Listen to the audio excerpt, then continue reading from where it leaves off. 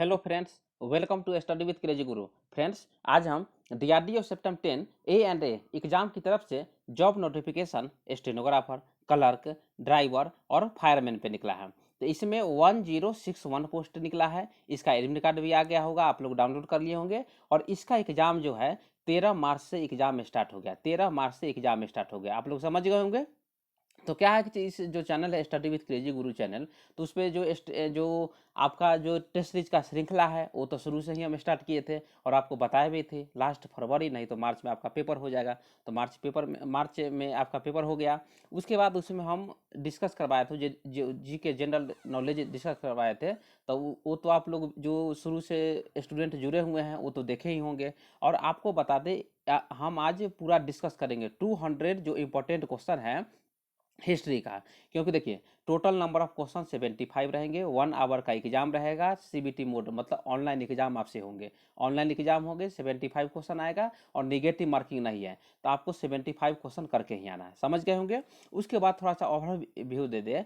20 question आपको 20 question देखने को ही मिल जाएगा। कहाँ से? जी के जीए से। तो 20 क्वेश्चन में बहुत सारे स्टूडेंट है जो मैसेज कर रहे थे, सर थोड़ा तुक्का लगाने का बता दीजिए, क्वेश्चन कैसे सॉल्व किया जाए। तो सब हम आपको आगे जब क्वेश्चन डिस्कस करेंगे ना, आपको बता देंगे क्वेश्चन कैसे बनाया जाता है और क्या क्या आपको मतलब आने दिनों में पढ़ना है।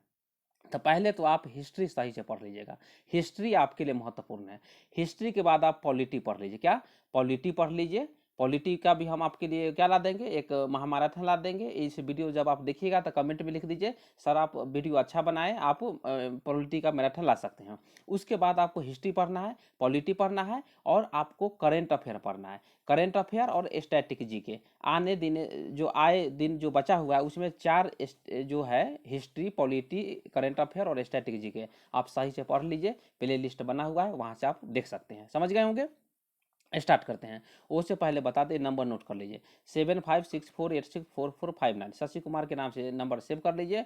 कोई भी आपको डाउट हो व्हाट्सएप के माध्यम से या कमेंट के माध्यम से यूट्यूब पर पूछ सकते हैं। और ई बुक लेना हो तो इसी नंबर से आप प्राप्त कर सकते हैं। समझ गए होंगे। और आप लोग चैनल पर नए हैं तो चैनल को सब्सक्राइब कर दीजिए। और क्या करना है, क्लास को शेयर कर दीजिए। जो भी स्टूडेंट को यदि पता नहीं होगा तो उनको शेयर कर दीजिए, यहाँ से वीडियो देख सकते हैं। समझ गए होंगे। तो स्टार्ट करते हैं। देखिए, आज का 200 क्वेश्चन हम देखेंगे। क्वेश्चन है, पश्चिमोत्तर भारत के किस नदी घाटी क्षेत्र में पूरा पाषाण के साक्ष्य प्राप्त हुए हैं। तो देखिए क्या है कि इसका जो क्वेश्चन है ना, क्वेश्चन सीरीज हम आप लोग चैनल पर देखे ही होंगे, हम पूरा विश्लेषण करवाते हैं। लेकिन क्या है कि आपका एग्जाम नजदीक आ गया है तो क्वेश्चन और इसका सोल्यूशन बता देंगे। समझ गए ना। और जो भी आई है वो आप देख लीजिएगा, हम आपको बता देंगे। तो क्वेश्चन हम बताते हैं, उसके बाद आंसर बताएंगे। देखिए, पश्चिमोत्तर भारत के किस नदी घाटी क्षेत्र में पूरा पाषाण के साक्ष्य प्राप्त हुए हैं। तो सोहन नदी, मतलब option D is the correct answer. समझ गए होंगे कौन सा? सोहन नदी। और आप कमेंट में लिखिएगा झेलम नदी का पुराना नाम, सिंधु नदी का पुराना नाम और रावी नदी का पुराना नाम क्या है। पहले भी हम बता दिए हैं, कमेंट में लिख के आप लोग देख लीजिएगा। तो ये क्वेश्चन देखने को आपको मिल जाएगा। नेक्स्ट क्वेश्चन आते हैं। नेक्स्ट क्वेश्चन है, ज्ञानी मानव जिन्हें क्या बोला जाता था, होपो सैपियंस बोला जाता था, का आविर्भाव इस धरती पर कब हुआ। मतलब इस धरती पर पूछ रहा है, ज्ञानी जो मानव है कब से, मतलब ये मतलब नाम हुए यहाँ पे ज्ञानी मानव रहते हैं, मतलब साक्ष्य मिले हैं कब से इस धरती पे। तो याद रखिए कब मिला है, 30 से 40,000 वर्ष पूर्व। 30 से 40,000 वर्ष पूर्व। Option C is the correct answer. Next question देखते हैं। नेक्स्ट क्वेश्चन है, जितना क्वेश्चन बता वीवीआई क्वेश्चन है, क्वेश्चन आपको देखने को मिल जाएगा। ये एग्जाम में कहीं ना कहीं स्टेट लेवल एग्जाम हो या सेंट्रल लेवल एग्जाम हो, क्वेश्चन पूछे गए हैं। नेक्स्ट क्वेश्चन है, कृषि का प्राचीनतम साक्ष्य कहाँ से प्राप्त हुआ है। तो कहाँ से प्राप्त हुआ है, मेहरगढ़ से प्राप्त हुआ। ये वीवीआई है, याद रखिएगा। तो कृषि का प्राचीनतम साक्ष्य कहाँ से मिला है, मेहरगढ़ से मिला है, याद रखिएगा। नेक्स्ट क्वेश्चन पे आते हैं। नेक्स्ट क्वेश्चन है, मनुष्य ने सर्वप्रथम किस धातु का प्रारंभ किया है। तो ये तो आप लोग समझ गए होंगे, इसका तो आंसर जानते हैं ना, कॉपर मतलब तांबा। तांबा का जो मनुष्य है सबसे पहले धातु का यूज किए थे, ये याद रखिएगा। समझ गए होंगे। और जो सिंधु घाटी सभ्यता के लोग थे ना, वो लोहा मतलब फेरस से मतलब जानकार नहीं थे, फेरस को नहीं जानते थे, मतलब लोहा को नहीं जानते थे, याद रखिएगा।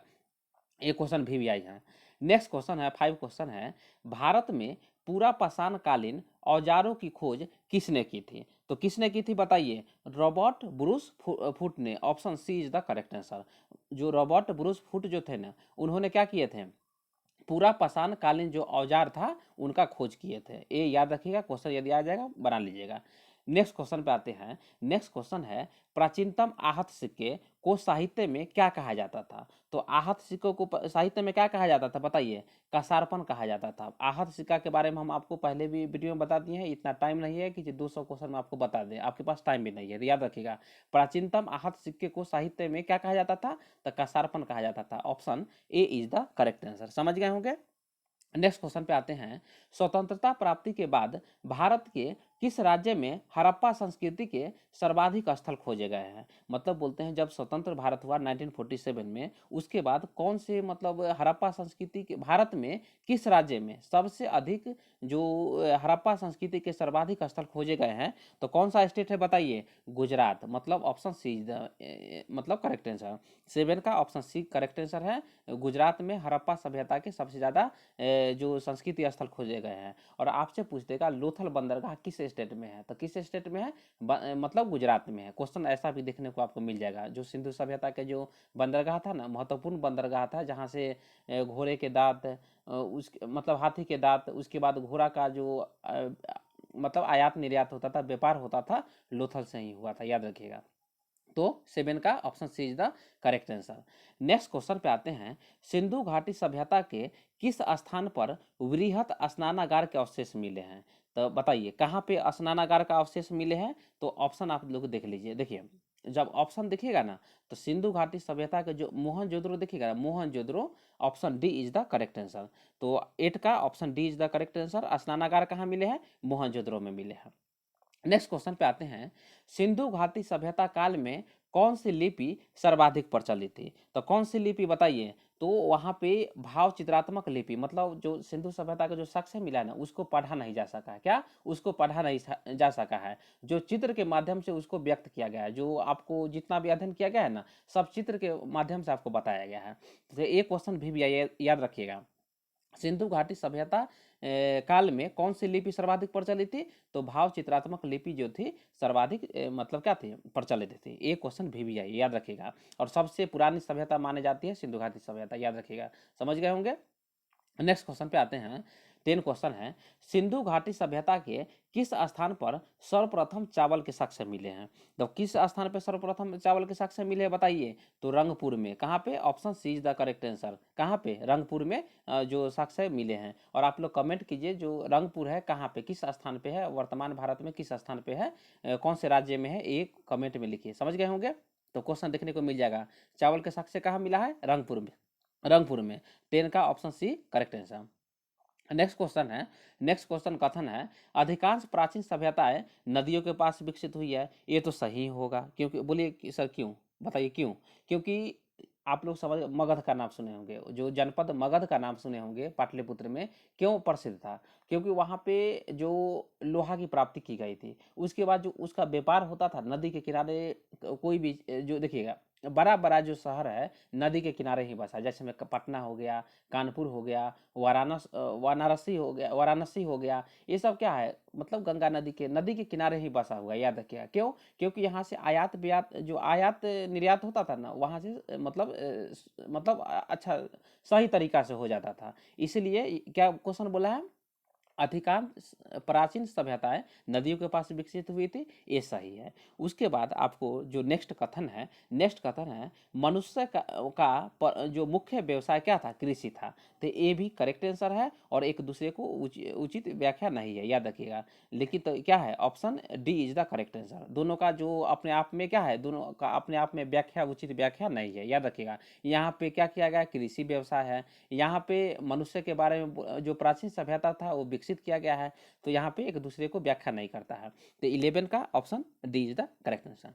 नेक्स्ट क्वेश्चन पे आते हैं। नेक्स्ट क्वेश्चन है हड़प्पा संस्कृति में आग में पकी हुई मिट्टी को क्या कहा जाता था? तो बताइए आग में पकी हुई मिट्टी को क्या कहा जाता था? तो टेराकोटा कहा जाता था। किसको क्या कहा जाता था? जो आग में पकी हुई मिट्टी था ना हड़प्पा सभ्यता में, टेराकोटा। मतलब option B is the correct answer. Next question पे आते हैं, हड़प्पा कालीन किस स्थल पर पूर्णतः किलेबंदी का प्रमाण मिला है? तो किस स्थल पे मिला है बताइए? तो 13 का बताइए, option D is the correct answer, Kalibanga में मिला है। और लोथल कहाँ है आपको पहले बता देना, कहाँ पे है बताइए? गुजरात में है। और कालीबंगा कहाँ है आप कमेंट में लिखिए, याद रखिएगा। तो 13 का option D is the correct answer.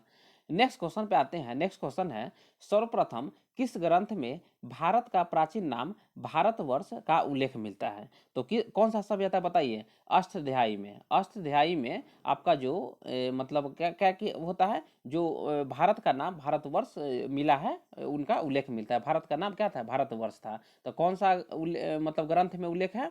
तो Ashtadhyayi, option C is the correct answer था। 14 का ऑप्शन सी करेक्ट है। ये क्वेश्चन भी आई है, आपको देखने को मिल जाएगा। नेक्स्ट क्वेश्चन है, किस पुराण में मौर्य वंश के संबंध में अधिक ऐतिहासिक जानकारी मिली है? तो कौन सा पुराण है बताइए? तो आप लोग समझ गए होंगे, विष्णु पुराण। विष्णु पुराण जो है ना, ऑप्शन डी, उसमें मौर्य वंश के बारे में क्या मिला है? ऐतिहासिक जानकारी मिला है। 15 का option D is the correct answer. Next question पे आते हैं। नेक्स्ट क्वेश्चन है, ऋग वैदिक काल में अधिकारियों के समूह को क्या कहा जाता था? बताइए, अधिकारियों के समूह को क्या कहा जाता था? तो रत्निन बोला जाता था। आपसे क्वेश्चन पूछ देगा, जो मतलब ऋग वैदिक काल में रत्निन का क्या अर्थ है? रत्निन क्या क्या अर्थ है? रत्निन किन्हें कहा जाता था? तो किन्हें कहा जाता था? अधिकारियों के समूह को, जो अधिकारियों के समूह थे ना, उनको रत्निन कहा जाता था। 16 का option C is the correct answer. Next question देखते हैं, राजा को सलाह देने वाले प्रमुख संस्था क्या कहलाती थी? बताइए, क्या कहलाती थी? तो क्या कहलाती थी बताइए? 17 का जो सभा एवं समिति, option C is the correct answer. तो 17 का समझ गए ना, जो राजा को सलाह देती थी, जो प्रमुख संस्था थी, उसको सभा या समिति, ऑप्शन सी कहा जाता था। नेक्स्ट क्वेश्चन देखते हैं 18 का, ऋग्वेद के किस मंडल में 10 राज युद्ध का उल्लेख मिलता है? तो कौन सा मंडल में? तो 7वें मंडल में। आप लोग कंफ्यूज मत होइएगा, 10 राज मतलब 10वें मंडल, ये देखिए, ये गलत मत करके आइएगा, समझ गए होंगे ना?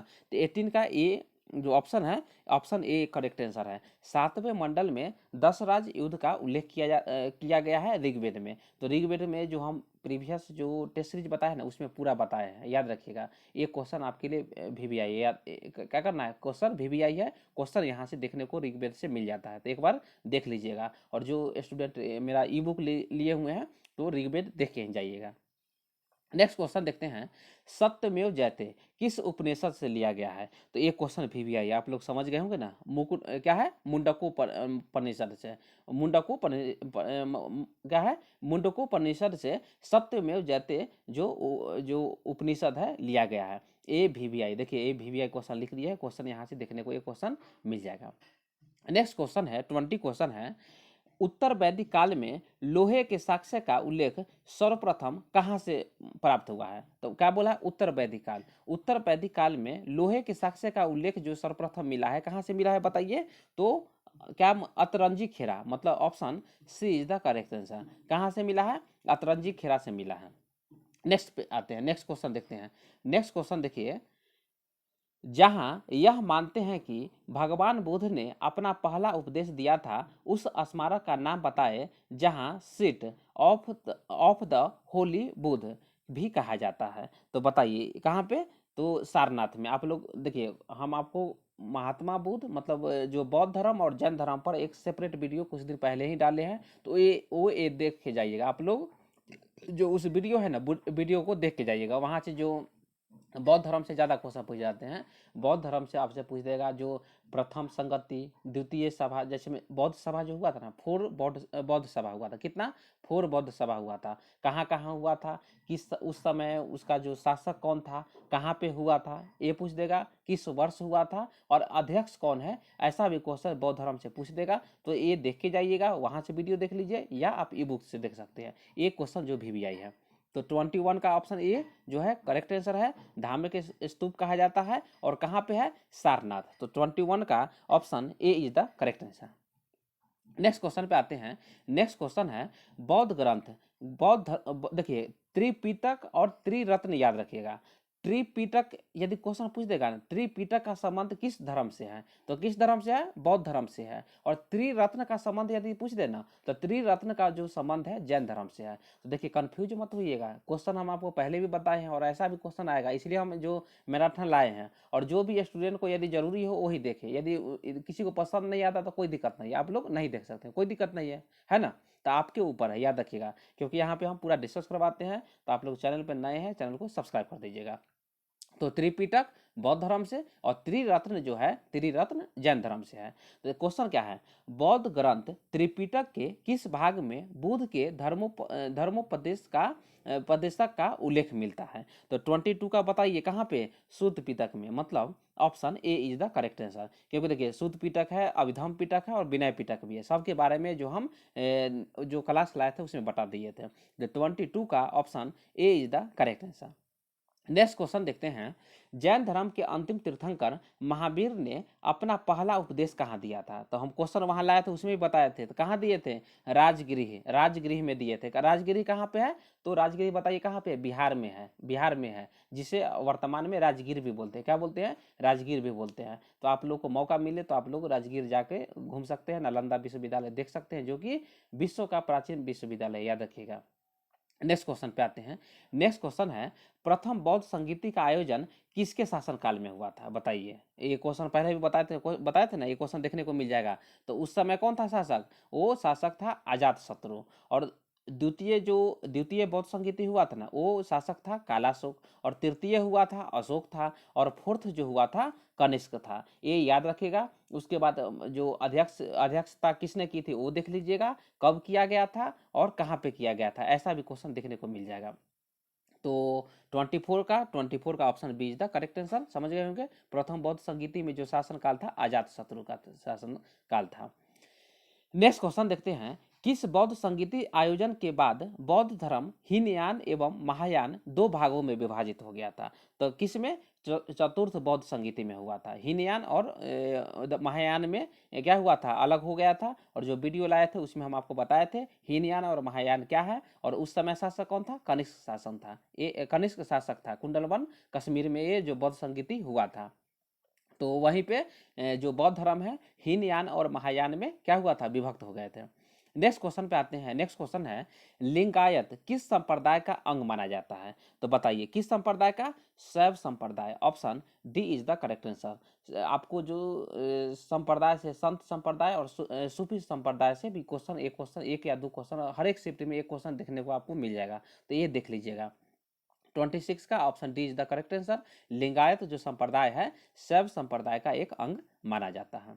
नेक्स्ट क्वेश्चन पे आते हैं, धर्मनिरपेक्ष क्या है, धर्मनिरपेक्ष साहित्य राजतरंगिणी की रचना किसने की थी। तो किसने की थी बताइए, तो कलहन ने की थी, option C is the correct answer. Question पूछ देगा, राजतरंगिणी है किसके द्वारा रचित एक मतलब साहित्य ग्रंथ है, तो कलहन के द्वारा लिखा गया है। और अर्थशास्त्र किसके द्वारा, कौटिल्य के द्वारा लिखा गया है, जिन्हें विष्णुगुप्त भी कहा जाता है। ये क्वेश्चन हम तो कितना बार बताए हैं। नेक्स्ट क्वेश्चन देखिए, नेक्स्ट क्वेश्चन कथन और कारण से ऐसा तो क्वेश्चन आएगा नहीं आपसे। अगला क्वेश्चन देख लेते हैं। देखिए, मौर्य साम्राज्य के राजा जिन्होंने 322 ईस्वी पूर्व में पंजाब से यूनानियों और गंगा के मैदान से नंदों को हटा दिया था, तो कौन था बताइए। तो 29 का कौन था बताइए, चंद्रगुप्त था। कौन था, चंद्रगुप्त था, जो कौटिल्य के मदद से जो नंद वंश के अंतिम शासक था। क्या नाम था, घनानंद नाम था, जो कि बहुत ही क्रूर शासक था। उसको पराजित कर देता है चंद्रगुप्त मौर्य, और मौर्य वंश की स्थापना कर देता है। और उनका जो सहायता करता है, कौन करता है, जो कौटिल्य थे वो सहायता करते हैं। तो ये क्वेश्चन तो कितना बराबर बता दिए हैं, ये क्वेश्चन देखने को मिल जाएगा। 29 का ऑप्शन ए करेक्ट आंसर है। नेक्स्ट क्वेश्चन पे आते हैं, सिकंदर के आक्रमण के समय मगध साम्राज्य का शासक कौन था। तो आप लोग समझ गए होंगे ना, अभी आपको बताए ना, कौन था, घनानंद था, जो कि मौर्य वंश का सबसे अंतिम शासक था, जिसको पराजित करता है चंद्रगुप्त मौर्य और मौर्य वंश का स्थापना कर देता है। नेक्स्ट क्वेश्चन पे आते हैं, 31 क्वेश्चन है। देखिए 31 क्वेश्चन पे आते हैं। देखिए, अशोक की सॉरी अशोक के किस शिलालेख में कलिंग युद्ध का वर्णन किया गया है? तो ये क्वेश्चन भी है, याद रखिएगा। 13वां शिलालेख जो है ना, 13वां शिलालेख जो है कलिंग युद्ध का वर्णन किया गया है। और इसी युद्ध के बाद जो अशोक है क्या करते हैं, मतलब बौद्ध धर्म को क्या करते हैं, बौद्ध धर्म को अपना लेते हैं, याद रखिएगा। तो 31 का option D is the correct answer. Next question देखते हैं। नेक्स्ट क्वेश्चन है, मेगास्थनीज किसके शासनकाल में भारत आया था? बताइए, मेगास्थनीज जो था किसके शासनकाल में भारत आया था? तो चंद्रगुप्त मौर्य के शासनकाल में भारत आया था। ये याद रखिएगा, क्वेश्चन यहाँ से देखने को मिल जाएगा। नेक्स्ट क्वेश्चन है, अशोक के अभिलेख किन लिपियों में उत्कीर्ण है? बताइए, किन लिपियों में उत्कीर्ण है? तो आपको ये क्वेश्चन भी आई है, क्वेश्चन यहाँ से देखने को आपको मिल जाता है, याद रखिएगा। तो देखिए क्या है, ब्राह्मणी लिपि, खरोष्टी लिपि और अरमाइक लिपि, ये सभी। 33 का option D is the correct answer. Question यहाँ से देखने को मिल जाएगा, अशोक के जो अभिलेख है जो किस में जो उत्तीर्ण किया गया है, कौन कौन से भाषा में? ब्राह्मी लिपि में, खरोष्टी लिपि में, अरमाइक लिपि में। ब्राह्मी लिपि क्या है, खरोष्टी लिपि क्या है, पहले भी बता दिया, आप लोग देख लीजिएगा, क्वेश्चन यहाँ से पूछे जाते हैं। नेक्स्ट क्वेश्चन देखते हैं, मौर्य प्रशासन में शीर्ष अधिकारियों को क्या कहा जाता था? बताइए, क्या कहा जाता था? तो शीर्ष अधिकारी था ना, उसको तीर्थ कहा जाता था। Option A is the correct answer. 34 का क्या हो जाएगा? ऑप्शन ए करेक्ट आंसर हो जाएगा। मौर्य शासन में जो शीर्ष अधिकारी था उसको तीर्थ कहा जाता था। नेक्स्ट क्वेश्चन पे आते हैं। 35 क्वेश्चन है, कलिंग युद्ध के बाद अशोक ने किस बौद्ध भिक्षु से बौद्ध धर्म की दीक्षा ली थी? देखिए ये क्वेश्चन भी आई है, अभी आपको पहले इसलिए नहीं बताए थे क्योंकि ये क्वेश्चन आगे था, इसलिए बताए हैं। उपगुप्त कौन था? उपगुप्त। उपगुप्त से मतलब जब कलिंग युद्ध होता है ना, तो अशोक का क्या होता है, हृदय परिवर्तन हो जाता है। वो जो है धम्म पे चला जाता है, धम्म पे चला जाता है, मतलब क्या, धर्म को मानने लगता है। जो युद्ध है ना, युद्ध को मतलब युद्ध त्याग देता है, मतलब कहीं भी युद्ध उसके बाद नहीं करता है। और जो बौद्ध भिक्षु थे, जो अशोक को बौद्ध धर्म का शिक्षा दिए थे, उसका नाम क्या था? उपगुप्त। मतलब option D is the correct answer. Next question पे आते हैं, शासन के कितने वर्षों के बाद अशोक ने बोध गया की यात्रा की थी? तो देखिए क्वेश्चन ऐसा भी देखने को मिल जाएगा, 10वें वर्ष। जो जो महत्वपूर्ण जो अशोक के द्वारा किए गए कार्य है, देखिए दो आप लोग पढ़ के जाइएगा। अशोक के द्वारा जो किए गए महत्वपूर्ण कार्य है, और एक आप जब मध्यकालीन भारत का इतिहास पढ़िएगा, मिडिएवल हिस्ट्री का जब हिस्ट्री पढ़िएगा, तो उसमें मतलब सम्राट अकबर के द्वारा किए गए कार्य आप लोग देख लीजिएगा, क्योंकि अशोक से और अकबर से क्वेश्चन आपको देखने को मिल जाएगा, याद रखिएगा। तो शासन के कितने वर्षों के बाद अशोक ने बोध गया की यात्रा की थी? तो 10वें वर्ष, मतलब option A is the correct answer. और आपको तो बता, जैसे आप लोग प्ले लिस्ट बना हुआ है मध्यकालीन भारत का, आप लोग वहां से भी तैयारी कर सकते हैं, क्योंकि आप लोग वहां देख सकते हैं कि हम जो हिस्ट्री पढ़ाते हैं कैसे पढ़ाते हैं। आपको हर एक चीज़ खून में बस जाएगा, याद रखिएगा, एकदम आपको हिस्ट्री समझ आ जाएगा। और पॉलिटी भी हम वैसा ही पढ़ाते हैं, आपको क्लास भी एग्जाम के बाद स्टार्ट कर देंगे।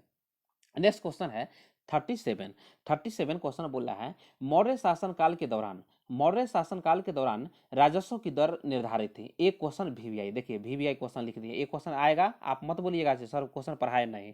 तो कितना था? 1/6 भाग जो था कर लिया जाता था, जो भू राजस्व का कर लिया जाता था, कितना? 1/6 भाग लिया जाता था, किसके शासनकाल में? मौर्य शासनकाल में। नेक्स्ट क्वेश्चन देखते हैं।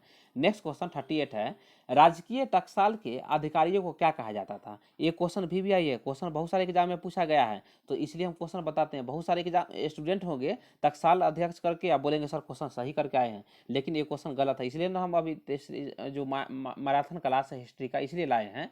तो उनको क्या कहा जाता है? लक्षणाध्यक्ष कहा जाता है। क्या? लक्षणाध्यक्ष।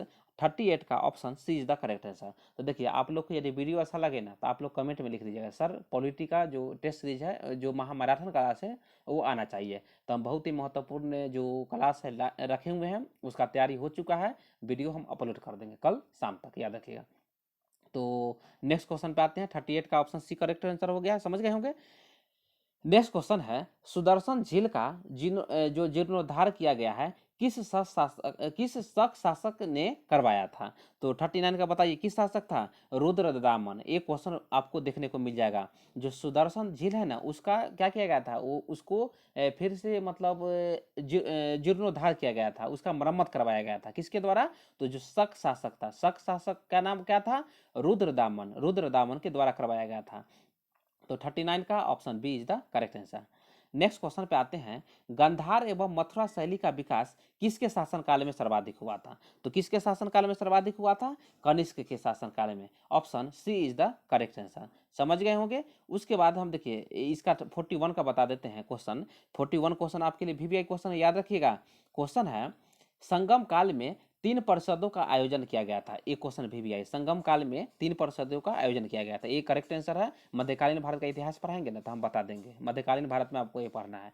संगम काल में चेर, चोल एवं पांड्य शासकों का शासन था। ये भी करेक्ट आंसर है, लेकिन एक दूसरे को व्याख्या नहीं करता है। तो इसका ऑप्शन क्या हो जाएगा? ऑप्शन बी इज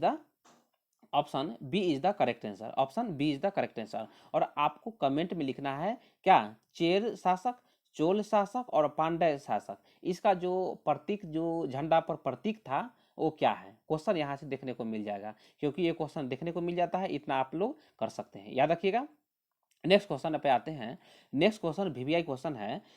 क्या है क्वेश्चन है? देखिए क्वेश्चन है, प्राचीन चोल वंश के संस्थापक किसे माना जाता है? ये बहुत सारे एग्जाम में पूछे गए हैं, आप लोग याद रखिएगा। तो किसे माना जाता है बताइए?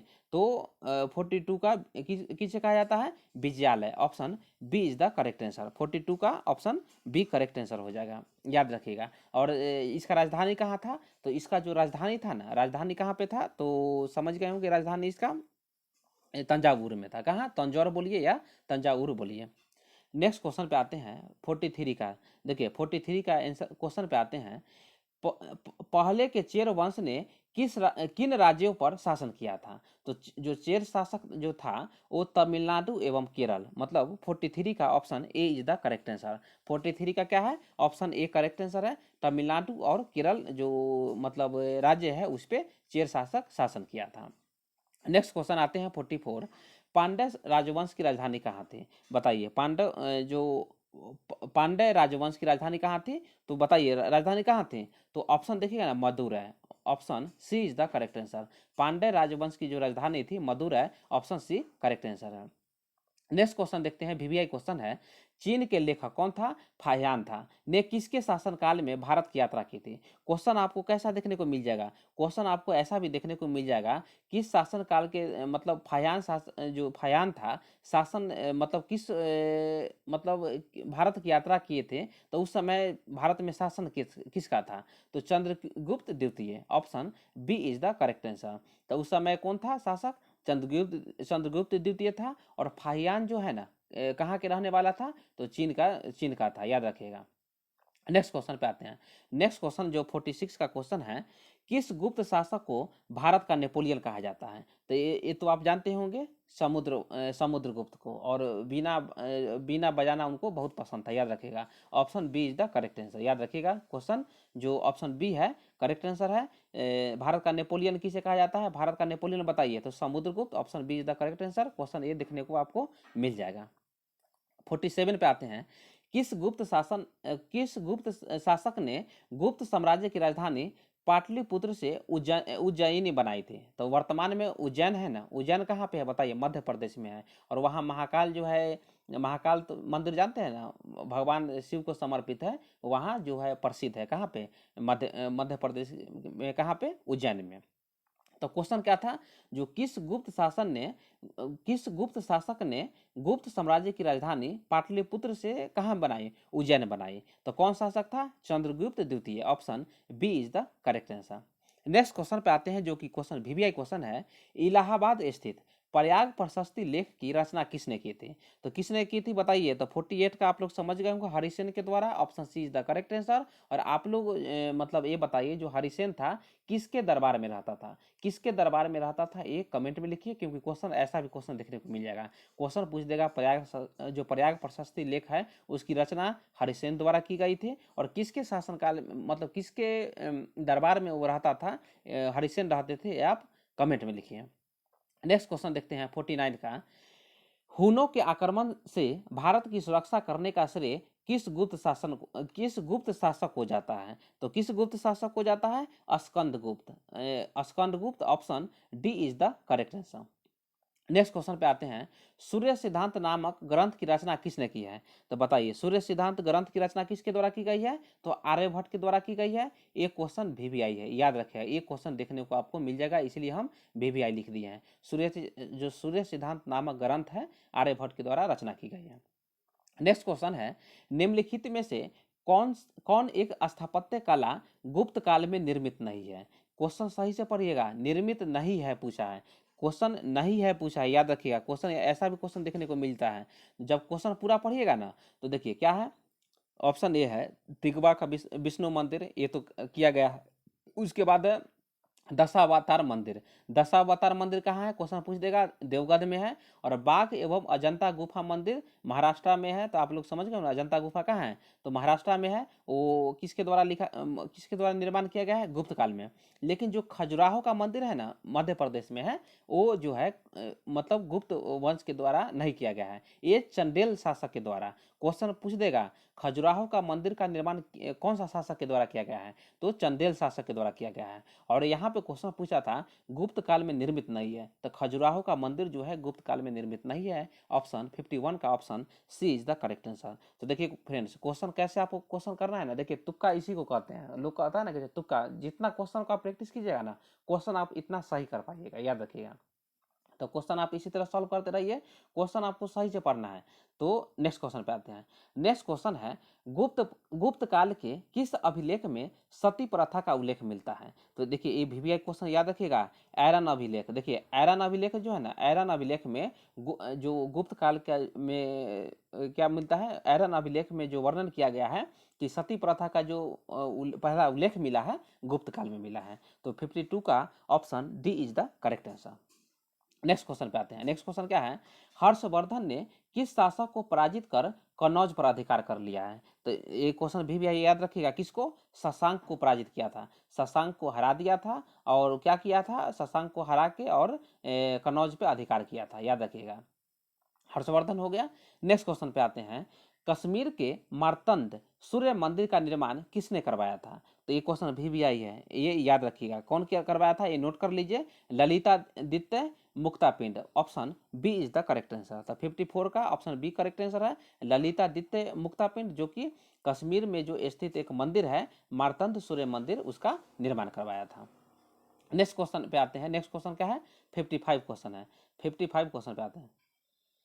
क्वेश्चन VVI है, आपसे देखने को मिल जाएगा। महाबलीपुरम स्थित एकादश मंदिर, जिसे रथ मंदिर भी कहा जाता है, का निर्माण किसने करवाया था? तो किसने करवाया था बताइए? तो नरसिंह वर्मन प्रथम, option B is the correct answer. Question आपको देखने को मिल जाएगा, महाबलीपुरम जो रथ मंदिर का निर्माण करवाया गया था, किसके द्वारा करवाया गया था? तो नरसिंह वर्मन प्रथम के द्वारा किया गया था। ये प्रत्येक शिफ्ट में क्वेश्चन आपको देखने को मिल जाएगा। क्वेश्चन इसलिए हम क्या लिख दिए यहाँ, VVI क्वेश्चन लिख दिए हैं, ये देख के जाइएगा, क्वेश्चन गलत करके मत आइएगा, नरसिंह वर्मन प्रथम करना है। नेक्स्ट क्वेश्चन पे आते हैं 56, भारत पर अरब आक्रमण की जानकारी किस पुस्तक से प्राप्त होती है? तो जब क्वेश्चन पढ़िएगा ना, चचनामा, क्या? चचनामा जो पुस्तक है, उसमें भारत आक्रमण की आपको जानकारी मिलता है। मध्यकालीन भारत का इतिहास हम पढ़ा चुके हैं, क्वेश्चन आपको वहां से देखने को मिल जाएगा, हम पूरा आपको पढ़ा दिए हैं। जो भारत पर सर्वप्रथम अरबों का आक्रमण हुआ था 712 ईस्वी में, क्वेश्चन पूछ देगा 712 ईस्वी में जो मोहम्मद बिन कासिम था ना, वो भारत पर सफल आक्रमण करता है। क्या? भारत पर सफल आक्रमण करता है। मोहम्मद बिन कासिम के बाद महमूद गजनबी आता है, जो कि भारत पर 17 बार आक्रमण करता है। और आप लोग जानते होंगे जो गुजरात के सोमनाथ मंदिर है, वहाँ पे लूट किया था। उसके बाद महमूद गजनबी के बाद मोहम्मद गोरी आता है। मोहम्मद गोरी जो है भारत पर आक्रमण करता है और पृथ्वीराज जो तृतीय है या चौहान बोलिए, उनको पराजित कर देता है तराइन के द्वितीय युद्ध में 1192 ईस्वी में। उसके बाद ही ना मोहम्मद गोरी के जो दास होते हैं, उसका नाम क्या था? कुतुबुद्दीन ऐबक। कुतुबुद्दीन ऐबक जो है गुलाम वंश का स्थापना कर देता है। कब स्थापना कर देता है? 1206 ईस्वी में स्थापना कर देता है। तो हम आगे और बताएंगे। तो देखिए हिस्ट्री आपको ऐसे पढ़ना है। तो एक क्वेश्चन VVI याद रखिएगा, 56 का जो भारत पर अरब आक्रमण की जो जानकारी मिलती है, Chachnama, option A is the correct answer, हम उसमें बता चुके हैं। मतलब जो वीडियो मध्यकालीन भारत कला है ना, उसमें बता दिए हैं, वहां से आप लोग पढ़ सकते हैं। नेक्स्ट क्वेश्चन है, गुजरात के सोमनाथ मंदिर पर गजनबी के आक्रमण के समय वहां के शासक कौन था? तो बताइए वहां के शासक कौन था? तो भीम प्रथम था। Option C is the correct answer. 57 का ऑप्शन सी करेक्ट आंसर है। भीम प्रथम था जो सोमनाथ मंदिर पर गजनबी का आक्रमण हुआ था ना, तो गुजरात का शासक था। नेक्स्ट क्वेश्चन देखते हैं। 1194 मतलब 1194 ईस्वी में चंदावर के युद्ध में मोहम्मद गौरी ने किसे पराजित किया था? तो बताइए किसको पराजित किया था? जयचंद को पराजित किया था। किसको? जयचंद को पराजित किया था। तो हम जब मोहम्मद गौरी के बारे में बताए ना, तो उसमें बताए हैं उसमें किस तरह जब युद्ध हुआ था, वो हम आपको बताए हैं। उस समय मतलब ये बोला गया था, मतलब बहुत सारे इतिहासकार का मानना अलग अलग है, समझ गए ना। अब बहुत सारे इतिहासकार का मानना अलग अलग है। तो किस तरह जो मोहम्मद गोरी जो है ना, जयचंद से युद्ध किस तरह लड़ा था, और जयचंद जीतते हुए युद्ध को भी हार गया था। वो जीतने वाले ही युद्ध था, लेकिन क्या हो गया था, वो हार गया था। तो उसी में हम बता दिए हैं। नेक्स्ट क्वेश्चन देखते हैं। कुतुब मीनार जो दुनिया की सबसे ऊंची ईंटों की मीनार है, इसका निर्माण दिल्ली सल्तनत के संस्थापक किसके आदेशों के तहत किया गया था? तो बताइए किसके आदेशों के तहत किया गया था? तो Qutubuddin Aibak. Option B is the correct answer. क्योंकि कुतुबुद्दीन ऐबक जो है ना 1206 ईस्वी में गुलाम वंश को स्थापना कर देता है। गुलाम वंश को दास वंश भी बोलता है, जो कि 1206 से 1290 ईस्वी तक दिल्ली सल्तनत पर शासन करता है। उसके बाद खिलजी वंश आता है, खिलजी के बाद तुगलक आता है, तुगलक के बाद आपका सैयद वंश आता है, और सैयद के बाद लोधी वंश आता है। क्योंकि जो क्रम वाइज क्वेश्चन जो है ना, आपसे क्वेश्चन देखने को मिल जाता है, याद रखिएगा। और जो पीछे आप नंद वंश, उसके बाद मौर्य वंश, गुप्त वंश को कौन कौन जो वंश पहले आया था, वो क्रम वाइज देख के जाइएगा, क्योंकि क्वेश्चन आपको वहां से भी देखने को मिल जाएगा। तो कुतुबुद्दीन ऐबक, और क्वेश्चन पूछ देगा कौन सा दिल्ली सल्तनत का पहला सुल्तान, मतलब कौन सा दिल्ली सल्तनत का ऐसा सुल्तान था जो घोड़ा से गिरकर उसकी मृत्यु हो गया था? तो कुतुबुद्दीन ऐबक को ही मृत्यु हो गया था 1210 ईस्वी में। 1206 से 1210 ईस्वी तक वो लाहौर से शासन करता था, और अपने आप को सुल्तान घोषित नहीं किया था। और आपको बता दें, जो दास वंश का यदि वास्तविक संस्थापक पूछते तो उसका नाम क्या था? इल्तुतमिश था। तो ये आप देख लीजिएगा। तो 59 का जो 59 का ऑप्शन बी करेक्ट आंसर है। नेक्स्ट क्वेश्चन पे आते हैं। निम्नलिखित में से किस सुल्तान ने डाक व्यवस्था शुरू की थी? बताइए किस सुल्तान ने डाक व्यवस्था शुरू की थी? तो Ghiyasuddin Tughlaq. Option A is the correct answer. Ghiyasuddin Tughlaq जो है ना, वो तुगलक वंश की स्थापना करता है 1290 ईस्वी में, याद रखिएगा। उसके बाद आता है मोहम्मद बिन तुगलक, और उसके बाद उसका जो चचेरा भाई है मोहम्मद बिन तुगलक का चचेरा भाई फिरोज शाह तुगलक शासन करता है। और सबसे ज्यादा जो दास है 2,80,000, लगभग 2,80,000 जो दास था ना, मोहम्मद बिन तुगलक के दरबार में रहता था। नेक्स्ट क्वेश्चन पे आते हैं। नेक्स्ट क्वेश्चन है, निम्नलिखित में से किस सुल्तान ने दीवान ए बंदगान की स्थापना की थी? एक क्वेश्चन याद रखिएगा, ये क्वेश्चन देखने को मिल जाएगा। दीवान ए बंदगान की जो स्थापना की थी, किसने की थी? फिरोज शाह तुगलक ने की थी। ये क्या था? ये दास को रखने के लिए एक मतलब संस्था का निर्माण किया गया था, याद रखिएगा। एक पद का निर्माण किया गया था, उसका नाम क्या था? दीवान ए बंदगान। और किसने स्टार्ट किया था? तो Firoz Shah Tughlaq. Option D is the मतलब D correct answer. Next question आते हैं, और उससे पहले क्वेश्चन बता दें, एक और क्वेश्चन आपसे पूछ देगा। जो मध्यकालीन जो मतलब मतलब दिल्ली सल्तनत के जो कल्याणकारी शासक, यदि आपसे पूछ देगा कल्याणकारी शासक या अकबर का क्या बोलते हैं पथकारी, तो किसे माना जाता है? फिरोज शाह तुगलक को माना जाता है, ये याद रखिएगा। नेक्स्ट क्वेश्चन आते हैं 62। निम्नलिखित में से किस सुल्तान ने इक्तेदारों को वंशानुगत बना दिया था? तो ये क्वेश्चन भी आई है, क्वेश्चन पूछ देगा कौन किया था? फिरोज शाह तुगलक। कौन किया था? फिरोज शाह तुगलक। इसको एफएसटी बोलते हैं। जो इक्तादारी जो मतलब इक्तादार था, उसको वंशानुगत कर दिया गया था। नेक्स्ट क्वेश्चन पे आते हैं। नेक्स्ट क्वेश्चन है, दीवान ए विजारत नामक संस्था का कार्य किससे संबंधित था? तो बताइए दीवान ए विजारत जो था किससे संबंधित था? तो वित्त विभाग से। Option B is the correct answer. ये दिल्ली सल्तनत में दीवान ए विजारत था, जो कि संबंध था वित्त विभाग से। ऑप्शन बी करेक्ट आंसर है। नेक्स्ट क्वेश्चन पे आते हैं। नेक्स्ट क्वेश्चन क्या है? अलाउद्दीन बहमान शाह ने बहमनी साम्राज्य की राजधानी किसे बनाया था? तो किसे बनाया था बताइए? तो Gulbarga. Option D is the correct answer. 64 का ऑप्शन डी करेक्ट आंसर हो जाएगा। किसको बनाया था? तो बहमनी साम्राज्य की राजधानी गुलबर्गा को बनाया था बहमन शाह ने। नेक्स्ट क्वेश्चन पे आते हैं। नेक्स्ट क्वेश्चन है क्या? 65। देखिए, बंगाल के किस शासक ने पांडुआ में अदीना मस्जिद का निर्माण करवाया था। तो कौन शासक था बताइए? सिकंदर शाह। सिकंदर जो शाह जो था पांडुआ में अदीना मस्जिद का निर्माण करवाया था। नेक्स्ट क्वेश्चन 66 पे आते हैं।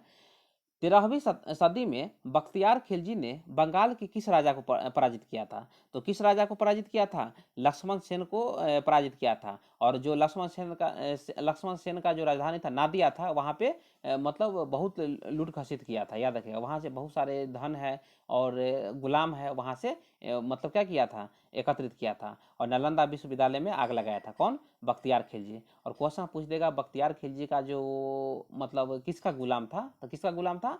कुतुबुद्दीन मतलब मोहम्मद गोरी का गुलाम था, याद रखिएगा। नेक्स्ट क्वेश्चन पे आते हैं। नेक्स्ट क्वेश्चन है, निम्नलिखित में से कौन सा शासक गुलरुखी के उपनाम से कविता लिखता था? तो बताइए कौन सा शासक था? तो आप लोग समझ गए होंगे कौन, मतलब सिकंदर लोदी। और आगरा शहर को कौन बसाया है? तो आगरा शहर को 1504 ईस्वी में सिकंदर लोदी बसाता है और 1506 ईस्वी में उसको राजधानी बनाता है। किसको? आगरा शहर को, याद रखिएगा।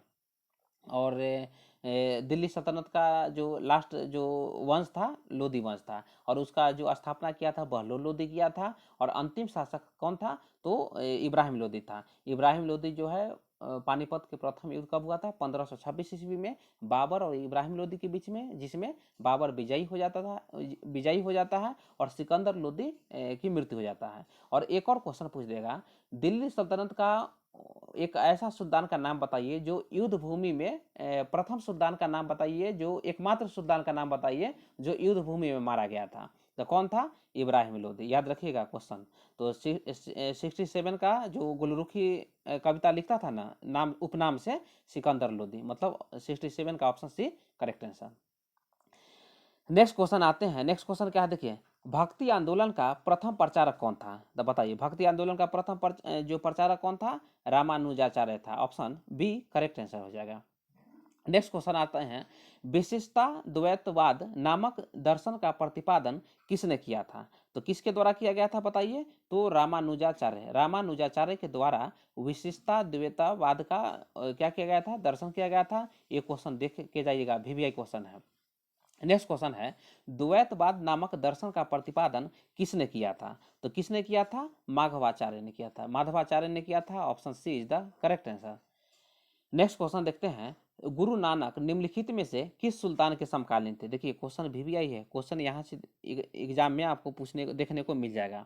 तो इब्राहिम लोदी 71 का option B is the correct answer. Guru Nanak जो थे ना इब्राहिम लोदी के समकालीन थे और सिख वंश का स्थापना कर देते हैं, याद रखिएगा। और सिख वंश में 10 गुरु हुए हैं, ये आप देख लीजिएगा। नेक्स्ट क्वेश्चन है, चिश्ती संप्रदाय का प्रवर्तक कौन था? तो चिश्ती संप्रदाय का प्रवर्तक कौन था बताइए? तो Moinuddin Chishti. Option C is the correct answer. Question Chishti संप्रदाय से आपको देखने को मिल जाएगा, तो याद रखिएगा उसका प्रवर्तक कौन था? मुइज्जतीन चिश्ती था। नेक्स्ट क्वेश्चन है, बाबर ने किस भाषा में अपनी आत्मकथा तुजुक ए बाबरी की रचना की थी? तो क्वेश्चन ऐसा भी देखने को मिल जाएगा, तुजुक ए बाबरी की रचना किसके द्वारा की गई थी? तो बाबर के द्वारा की गई थी। और उसका आत्मकथा है और किस भाषा में की गई थी बताइए? तो 73 का आप लोग समझ गए होंगे, तुर्की भाषा। Option C is the correct answer. Option C correct answer है। उसके बाद नेक्स्ट क्वेश्चन पे आते हैं, चौसा का युद्ध किसके मध्य हुआ था? तो बताइए चौसा का युद्ध जो हुआ था ना, शेर शाह सूरी और हुमायूं के बीच हुआ था। शेर शाह सूरी और हुमायूं के बीच हुआ था। आप कमेंट में लिखिए चौसा का युद्ध कब हुआ था, और कन्नौज या बिलग्राम का युद्ध कब हुआ था, ये कमेंट में लिखिएगा। ये वीवीआई क्वेश्चन है। नेक्स्ट क्वेश्चन है, शेर शाह का मकबरा कहाँ स्थित है? तो आप लोग समझ गए होंगे ना, शेर शाह का मकबरा क्वेश्चन में आता है सासाराम। बोलिए सर सासाराम कहाँ है? तो बिहार में है, बिहार में है। और जो आपका शेर शाह शासन करता है दिल्ली सल्तनत पे 1540 से 1545 ईस्वी तक शासन करता है। और उसका जो मृत्यु हो जाता है 1545 ईस्वी में उसका मृत्यु हो जाता है। और सूर्यवंश का स्थापना कर देता है। कौन? सूर्यवंश या सूर्यवंश का स्थापना करता है कौन? शेर शाह सूरी। नेक्स्ट क्वेश्चन आते हैं, निम्नलिखित में से किस शासक ने सिकंदरी गज का प्रयोग किया था? बताइए। तो क्वेश्चन सही आप लोग समझ गए होंगे, बताइए सिकंदरी गज का। देखिए सिकंदरी गज का जो स्टार्ट किया था सिकंदर लोदी किया था, लेकिन जो मुगल काल में सूर्यवंश का जो शासक था शेर शाह सूरी जो है ना, वो उसको प्रचलित किया था, मतलब उसको वो अपना शासन काल में भी जो धरती का परमाइश करता था, भूमि का जो मतलब मापता था, तो सिकंदरी गज से ही मापता था। तो 76 का ऑप्शन बी करेक्ट आंसर है। तो क्वेश्चन आपको सही से याद रखिएगा, क्या किया है, प्रयोग किया था, क्वेश्चन सही याद कीजिएगा, प्रयोग किया था। और शुरुआत कौन किया था, सिकंदर लोधी शुरुआत किया था, लेकिन प्रयोग किया था शेर शाह सूरी। तो ऑप्शन बी करेक्ट आंसर है। नेक्स्ट क्वेश्चन पे आते हैं। देखिए नेक्स्ट क्वेश्चन है, निम्नलिखित में से किस शासक ने रुपया एवं दाम चलवाया था। तो ये भी क्वेश्चन भी है, याद रखिएगा, किसने चलवाया था। 77 का ऑप्शन ए करेक्ट आंसर है, शेर शाह चलवाया था। रुपया और दाम जो सिक्का चलवाया था, जो चलवाया था, शेर शाह चलवाया था। ऑप्शन ए करेक्ट आंसर है। नेक्स्ट क्वेश्चन देखिए, सम्राट अकबर ने 1581 ईस्वी में विशाल सेना सहित अफगानिस्तान की ओर कूच किया।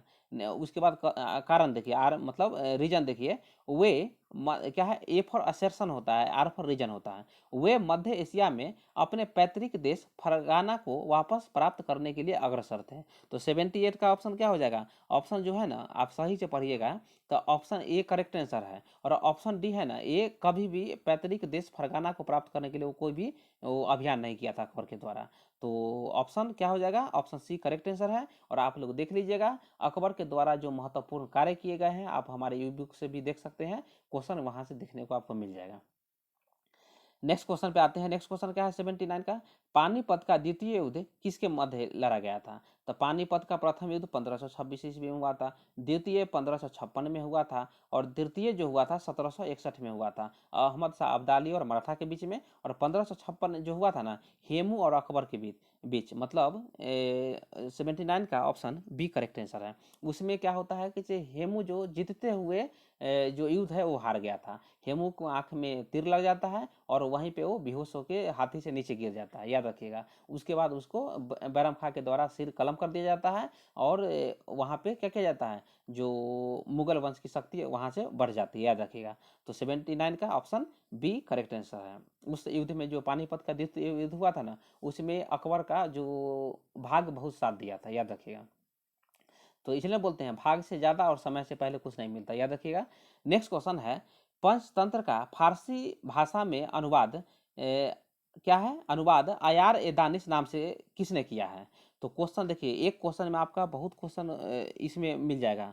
तो अबुल फजल के द्वारा किया गया था। और जो नवरत्न थे ना, नवरत्न जो अकबर के दरबार में अबुल फजल का भी नाम आता है। अबुल फजल क्या था, नवरत्न में नाम आते थे अकबर के दरबार में। तो क्या कहा गया है, पंचतंत्र का फारसी भाषा में अनुवाद किया गया था, किसके द्वारा, अबुल फजल के द्वारा। उसके बाद क्वेश्चन पूछ देगा, पंचतंत्र का जो मतलब अनुवाद किया गया था फारसी अनुवाद में, उसके बाद उसका नाम क्या दिया गया था। तो उसका नाम आयार ए दानिश नाम दिया गया था। ऐसा भी क्वेश्चन देखने को मिल जाएगा। तो इसलिए बताए ना, study with crazy Guru channel पर पढ़ते हैं, क्वेश्चन आपको किस तरह पूछे जाते हैं ना, ऐसा भी क्वेश्चन यहाँ पे बताया जाता है। तो 80 का ऑप्शन ए करेक्ट आंसर है। नेक्स्ट क्वेश्चन पे आते हैं, जहांगीर ने किस भाषा में अपनी आत्मकथा तुजुक ए जहांगीर की रचना की थी। तो बताइए किस भाषा में की थी। तो फारसी भाषा में, option C is the correct answer. आप कमेंट में लिखिए, मुगल वंश के मुगल जो वंश के जो मतलब क्या बोलिए, जो दरबारी भाषा था वो क्या था, आप कमेंट में लिखिए, क्योंकि क्वेश्चन ऐसा देखने को मिल जाएगा। नेक्स्ट क्वेश्चन देखते हैं, मोहम्मद फकीर एवं मीर कासिम किसके दरबार में प्रमुख चित्रकार थे। देखिए चित्रकार से क्वेश्चन देखने को मिल जाता है, याद रखिएगा। तो मोहम्मद फकीर एवं मीर कासिम किसके दरबार में प्रमुख चित्रकार थे। तो 82 का बताइए, 82 का जो ऑप्शन है, ऑप्शन सी करेक्ट आंसर है, शाहजहां के दरबार में, याद रखिएगा। और क्वेश्चन पूछ देगा, जो मुगल काल में चित्रकला का आरंभ कहाँ से हुआ था। तो हुमायूं के शासनकाल से चित्रकला का आरंभ हुआ था। बहुत सारे स्टूडेंट गलत करके आ जाएंगे, जहांगीर करके आ जाएंगे, लेकिन ऐसा क्वेश्चन गलत नहीं करना है। जो आपका चित्रकला का जो आरंभ हुआ था, शुरुआत हुआ था, हुमायूं के काल में ही चालू हो जाता है।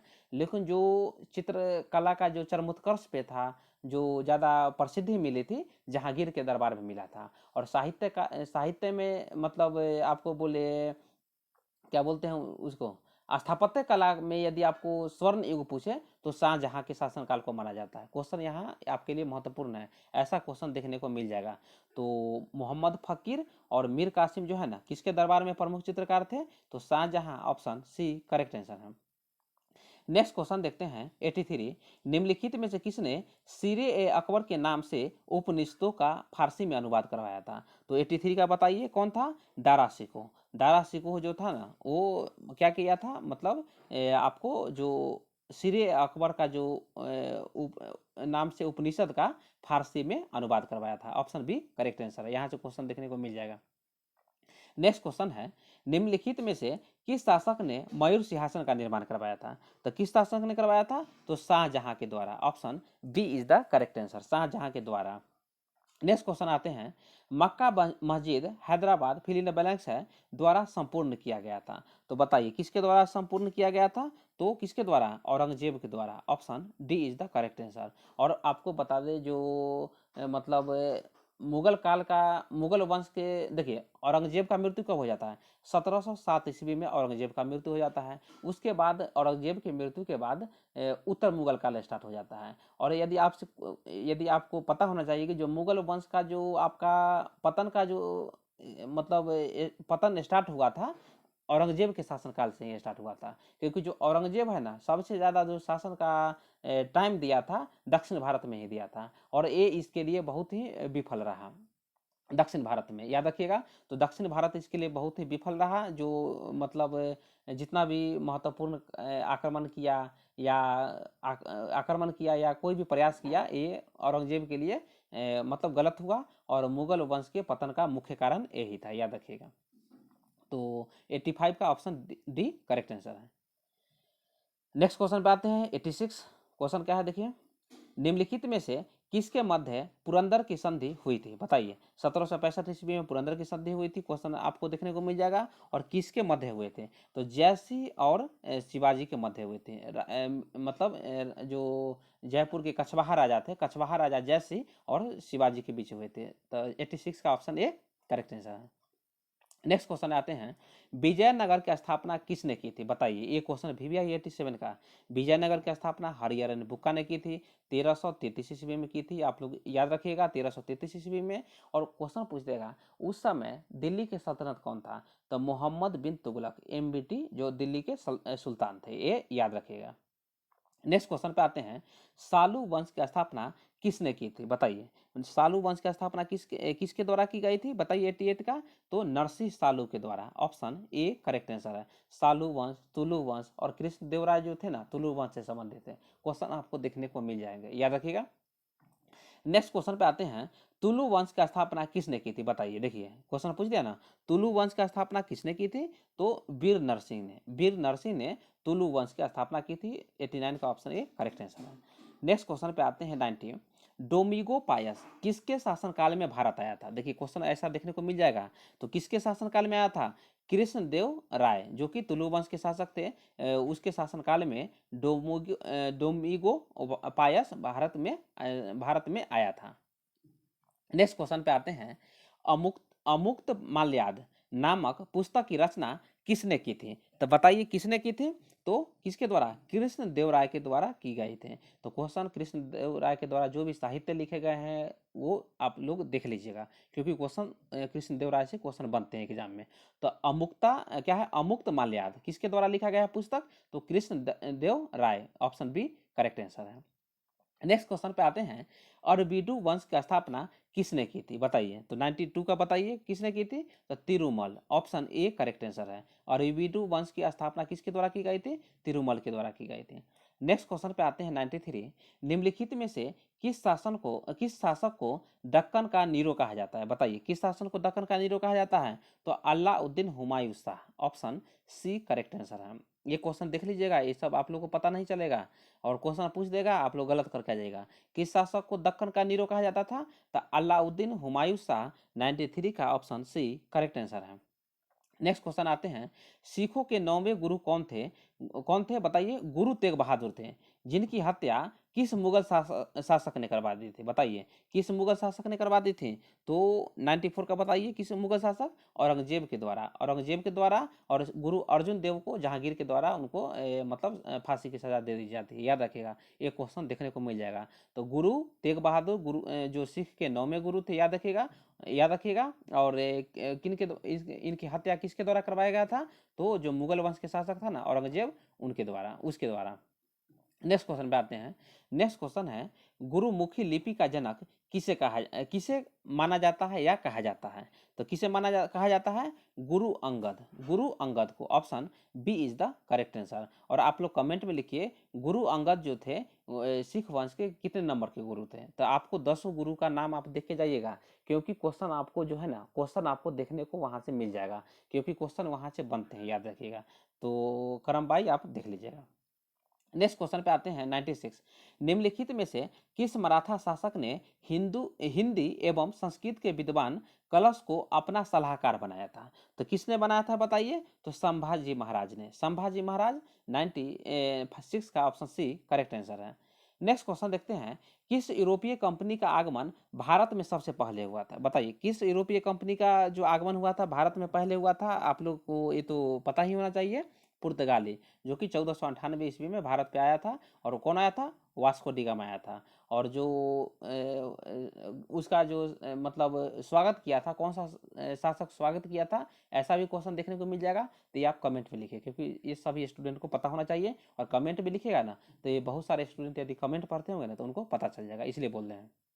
तो 97 का ऑप्शन डी करेक्ट आंसर है। इससे पहले भी हम जो टेस्ट सीरीज लाए हैं, तो उसमें तो पूरा डिस्कस किए हैं, देखते ही हैं कि किस तरह हम डिस्कस करते हैं पूरा। नेक्स्ट क्वेश्चन है, वर्ष मतलब 1498 ईस्वी को वास्को डिगामा भारत में कहाँ उतरा था?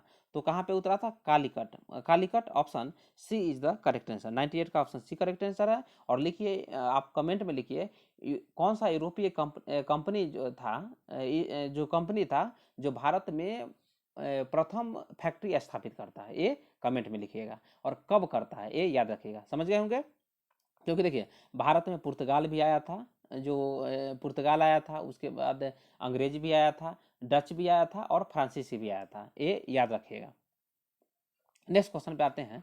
नेक्स्ट क्वेश्चन देखिए, कथन कथन से है, 18वीं शताब्दी के प्रारंभ होते ही फ्रांसीसी ईस्ट इंडिया कंपनी का पतन प्रारंभ हो गया था।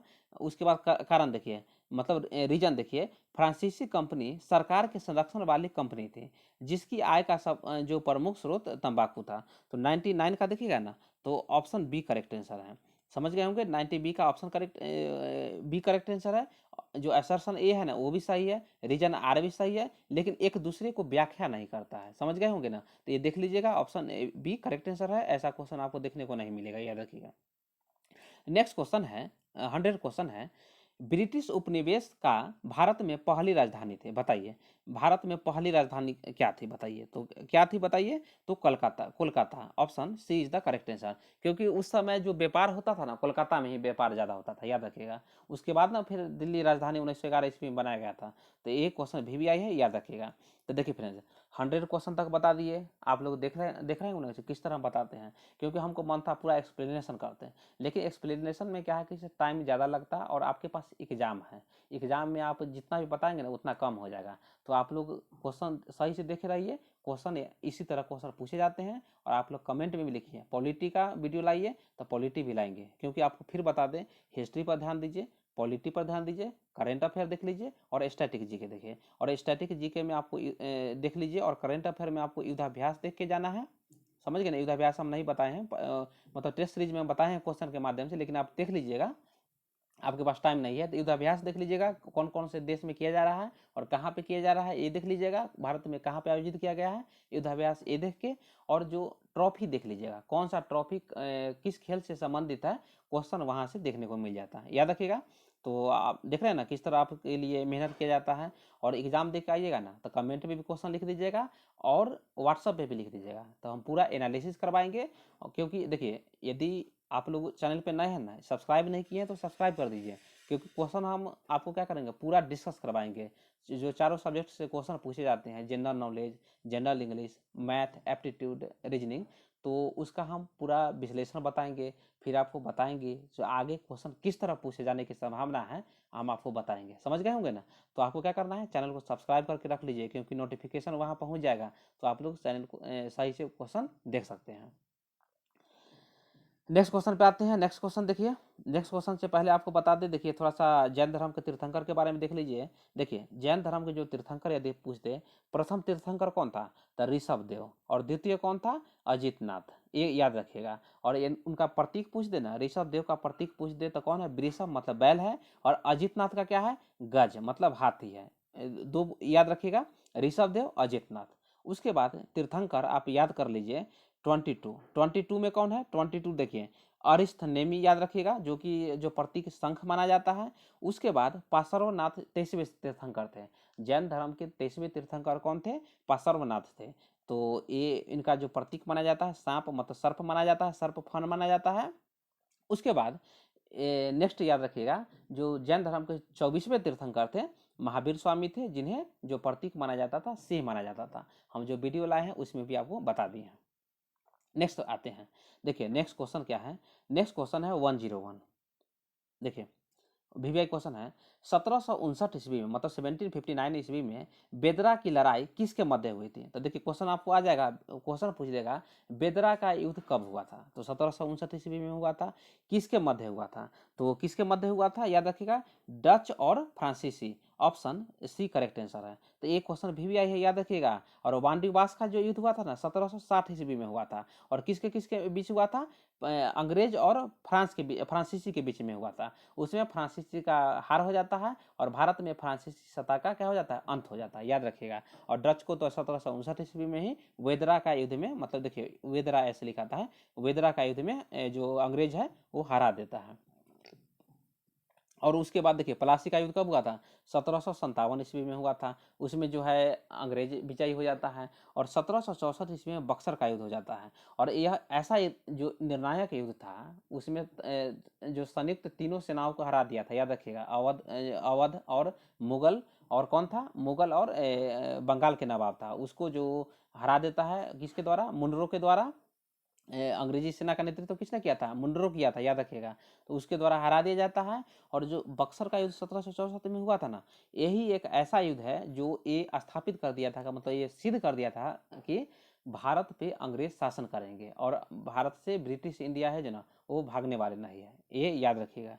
ऐसा भी क्वेश्चन देखने को मिल जाएगा। नेक्स्ट क्वेश्चन है 102, क्या है क्वेश्चन, 1505 ईस्वी में भारत के पहले पुर्तगाली वायसराय द्वारा किस किले का निर्माण किया गया था। तो किस किले का निर्माण किया गया था, saint Angelo fort, option A correct answer है। नेक्स्ट क्वेश्चन है, भारत में अंग्रेजों ने पहली फैक्ट्री कहाँ पर खोली थी। तो कहाँ पे खोली थी बताइए, तो सूरत में की थी। कहाँ पे, सूरत, ऑप्शन बी करेक्ट आंसर है। और उस समय शासक कौन था, मतलब मुगल वंश का जो शासक था जहांगीर था, क्योंकि 1605 ईस्वी में अकबर की मृत्यु हो जाती है, याद रखिएगा। और आप कमेंट में लिखिए जहांगीर के शासनकाल में कौन सा जो राजदूत आया था, कौन कौन आया था, याद रखिएगा। ये आप कमेंट में लिखिए, ये देख लीजिएगा, क्वेश्चन आपको देखने को वहां से मिल जाता है। नेक्स्ट क्वेश्चन है 104, निम्नलिखित में से किस युद्ध के बाद प्रथम कर्नाटक युद्ध का अंत हुआ था। तो किस युद्ध के बाद हुआ था बताइए, तो एक्सा सापेल है ना, एक्सला सापेल की संधि, ऑप्शन ए करेक्ट आंसर है। नेक्स्ट क्वेश्चन है, वानडीवास का युद्ध किसके मध्य हुआ था। तो आपको पहले भी बताए हैं 1760 ईस्वी में वानडीवास का युद्ध हुआ था फ्रांसीसी और अंग्रेज, ऑप्शन बी 105 का ऑप्शन बी करेक्ट आंसर है। नेक्स्ट क्वेश्चन है, बंगाल में द्वैध शासन की समाप्ति किसने की थी। बताइए किसने की थी समाप्ति, क्वेश्चन पूछा क्या, किसने समाप्त की थी। तो वारेन हेस्टिंगस 1765 से, देखिए 1765 से 1772 ईस्वी तक द्वैध शासन चलता है, मतलब कहाँ, बंगाल में। और उसका समाप्ति कौन करता है, तो वारेन हेस्टिंग्स समाप्ति करता है। और किसने शुरू किया था, एक कमेंट में लिखिए। नेक्स्ट क्वेश्चन आते हैं, द्वितीय आंग्ल मैसूर युद्ध में हैदर अली को किसने पराजित किया था। तो किसने पराजित किया था, सर आयरकुट ने द्वितीय आंग्ल मैसूर युद्ध में हैदर अली को पराजित किया था, समझ गए। और उसका जो पुत्र था कौन था, उसका पुत्र टीपू सुल्तान था, याद रखिएगा। और हैदर अली का ही मृत्यु हो जाता है किसमें, द्वितीय आंग्ल युद्ध में, मैसूर युद्ध में, याद रखिएगा। और चतुर्थ जो आंग्ल युद्ध में उसमें टीपू सुल्तान का मृत्यु हो जाता है। नेक्स्ट क्वेश्चन पे आते हैं। देखिए नेक्स्ट क्वेश्चन देखिए, नेक्स्ट क्वेश्चन है 108। क्वेश्चन आपको मिल जाएगा, याद रखिएगा। क्वेश्चन है एक तरह सूची 1 है मतलब लिस्ट 1 है, और एक तरह लिस्ट 2 है मतलब सूची 2 है। क्वेश्चन है सूरत की संधि। सूरत की संधि कब हुआ था बताइए, बताइए सूरत की संधि कब हुआ था। तो सूरत का संधि जो हुआ था 1775 में हुआ था। पुरंदर का संधि कब हुआ था, 1776 ईस्वी में हुआ था। उसके बाद आपको बता दें बरगांव की संधि, बरगांव की संधि जो हुआ था ना 1779 ईस्वी में हुआ था। और देवगांव की जो संधि हुआ था 1803 में हुआ था। तो इसका जो ऑप्शन ए करेक्ट आंसर हो जाएगा। 108 का ऑप्शन ए करेक्ट आंसर हो जाएगा, आप देख लीजिएगा। नेक्स्ट क्वेश्चन पे आते हैं। नेक्स्ट क्वेश्चन है निम्नलिखित में से किस संधि के परिणाम स्वरूप तृतीय एंग्लो मैसूर युद्ध समाप्त हो गया था। तो बताइए किस संधि के परिणाम स्वरूप हुआ था। तो याद रखिएगा क्या का श्रीरंगपट्टनम, क्या श्रीरंगपट्टनम, याद रखिएगा। क्या चीज, देखिए ए पापे मतलब पहले तो ए पाप सापेल, उसके बाद पांडिचेरी, और उसके बाद क्या है जो द्वितीय युद्ध हुआ था जो समाप्त हुआ था एंग्लो मैसूर युद्ध में, वो पांडिचेरी संधि से हुआ था। और ये जो हुआ था Srirangapatnam. Option A correct answer है। तो ये देख लीजिएगा, यदि गलत भी बता दिए होंगे तो आप लोग कमेंट में लिख के सही कर लीजिएगा। तो 109 का क्या है, ऑप्शन ए करेक्ट आंसर है। यहाँ से क्वेश्चन देखने को आपको मिल जाएगा। नेक्स्ट क्वेश्चन है, क्वेश्चन तो आपको पहले भी बता दिए हैं टेस्ट सीरीज में। अस्थाई बंदोबस्त भारत में किन भागों में लागू किया गया था, बताइए किन भागों में लागू किया गया था। तो आप लोग समझ गए होंगे, बंगाल, बिहार और Madras. Option D is the correct answer, समझ गए होंगे, option D is the correct answer. पूरे भारत के 19% भाग पे अस्थाई बंदोबस्त लागू किया गया था, लॉर्ड कॉर्नवालिस के द्वारा लागू किया गया था। नेक्स्ट क्वेश्चन है भारत में रैयतवाड़ी बंदोबस्त की शुरुआत सर्वप्रथम कहाँ की गई थी। तो कहाँ पे की गई थी, Tamil Nadu. Option A is the correct answer. जो रैयतवाड़ी जो है ना बंदोबस्त तमिलनाडु में शुरू की गई थी। क्योंकि देखिए अस्थाई बंदोबस्त, महलबारी और रैयतवाड़ी, ये जो बंदोबस्त अंग्रेजों के द्वारा लाया गया था। क्वेश्चन यहाँ से देखने को मिल जाएगा, आप लोग सही से पढ़ लीजिएगा, इसके बारे में हम बता चुके हैं। नेक्स्ट क्वेश्चन 112 पे आते हैं। 1907 ईस्वी में भारतीय स्वतंत्रता लीग कहाँ विकसित हुई थी। तो बताइए कहाँ पे विकसित हुई थी। तो California, option C is the correct answer. कहाँ पे, कैलिफोर्निया में हुई थी। नेक्स्ट क्वेश्चन पे आते हैं। निम्नलिखित में से किसने कांग्रेस को सूक्ष्मदर्शी संस्था कहा था। तो डफरिन के द्वारा, option D is the correct answer. कब किसके द्वारा कहा गया था, डफरिन के द्वारा। क्योंकि देखिए इंडियन नेशनल कांग्रेस से क्वेश्चन देखने को मिल जाएगा। 28 दिसंबर 1885 ईस्वी को इंडियन नेशनल कांग्रेस मतलब भारतीय राष्ट्रीय कांग्रेस का स्थापना किया गया था। और उस समय जो भारत के वायसराय थे कौन था, लॉर्ड डफरिन था, याद रखिएगा। तो ये ऐसा क्वेश्चन देखने को मिल जाता है। क्वेश्चन हम पहले भी बता दिए हैं, और ई बुक से भी आप लोग इंडियन नेशनल कांग्रेस के बारे में देख के जाइएगा, क्योंकि एक क्वेश्चन देखने को आपको मिल जाएगा। यदि क्वेश्चन पूछ दे इंडियन नेशनल कांग्रेस के जो प्रथम जो आपका अध्यक्ष पूछ दे, जो महिला अध्यक्ष थे कौन थे बताइए, तो कौन थे, तो एनी बेसेंट थे, जो कि 1917 ईस्वी में क्या करते हैं, अध्यक्षता करते हैं। उसके बाद यदि पूछ दे तो कौन है, सरोजनी नायडू है। और उसके बाद नेल्सन गुप्ता है। तो सरोजनी नायडू 1925, और देखिए 17 के बाद 8 साल बाद, फिर 8 साल बाद लिखिए, 8 साल बाद नेल्सन गुप्ता 1933 में अध्यक्षता करते हैं, ये याद रखिएगा। यदि क्वेश्चन पूछ दे भारत के जो इंडियन नेशनल कांग्रेस की जो प्रथम भारतीय महिला अध्यक्ष, प्रथम भारतीय महिला अध्यक्ष पूछे ना तो सरोजनी नायडू। यदि प्रथम महिला अध्यक्ष पूछ दे तो एनी बेसेंट, जो कि 1917 ईस्वी में अध्यक्षता की थी। तो ये क्वेश्चन VVI है, ये याद रखिएगा। नेक्स्ट क्वेश्चन है, और भारतीय राष्ट्रीय कांग्रेस का जो मतलब महात्मा गांधी जो है वो एक बार ही क्या करते हैं, अध्यक्षता करते हैं। ये बेलगांव कर्नाटक में गांव में ये अध्यक्षता किया गया था। और किसने कहा था भारतीय राष्ट्रीय कांग्रेस को खत्म कर देना चाहिए। तो स्वतंत्रता के बाद जो महात्मा गांधी थे ना वो कहे थे भारतीय राष्ट्रीय कांग्रेस को खत्म कर देना चाहिए। क्यों कहे थे, क्योंकि उनका मानना था जो भारतीय राष्ट्रीय कांग्रेस का जो स्थापना किया गया था ओनली फॉर भारत को आज़ाद करने के लिए किया गया था। तो याद रखिएगा। नेक्स्ट क्वेश्चन पे आते हैं। नेक्स्ट क्वेश्चन 114 है, लैंड होल्डर सोसाइटी का स्थापना कब हुई थी, बताइए कब हुई थी। तो 1838 ईस्वी में हुई थी, ऑप्शन ए करेक्ट आंसर है। नेक्स्ट क्वेश्चन पे आते हैं, इंडियन एसोसिएशन की स्थापना कब हुई थी। एक क्वेश्चन VVI है, एक क्वेश्चन देखने को मिल जाएगा, इंडियन एसोसिएशन की स्थापना कब हुई थी। तो बताइए कब हुई थी। तो 1876 ईस्वी में हुई थी। किसके द्वारा की गई थी, हम टेस्ट सीरीज में बताए हैं, ये कमेंट में लिखिए। तो इंडियन एसोसिएशन की स्थापना कब, 1876 ईस्वी में। नेक्स्ट क्वेश्चन आते हैं, बंगाल विभाजन विरोधी आंदोलन का प्रारंभ किस तिथि से हुआ था? तो किस तिथि से हुआ था बताइए? तो 7 अगस्त 1905 ईस्वी में हुआ था। और उस समय वायसराय कौन था? Lord Curzon. लॉर्ड कर्जन के द्वारा बंगाल विभाजन क्या क्या किया जाता है? स्टार्ट किया जाता है। लेकिन 1911 ईस्वी में जब दिल्ली दरबार होता है तो वहाँ पे क्या किया जाता है? उसको रद्द किया जाता है। किसको? बंगाल विभाजन को। तो बंगाल विभाजन के बारे में हम सब बताए हैं आपको। और कब प्रभावी हो गया था? तो 16 अक्टूबर 1905 को प्रभावी हो गया था क्या? बंगाल विभाजन।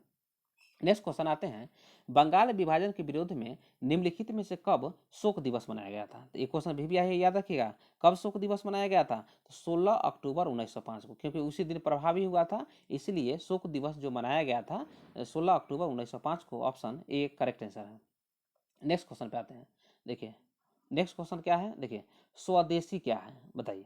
स्वदेशी क्या है?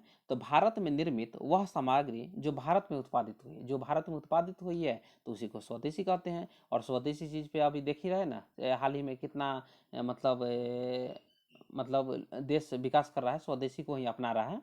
तो 118 का ऑप्शन ए करेक्ट आंसर है। नेक्स्ट क्वेश्चन है, पहली बार स्वराज की मांग किसने किसने दी थी बताइए? तो पहली बार स्वराज की मांग किसने की दी थी?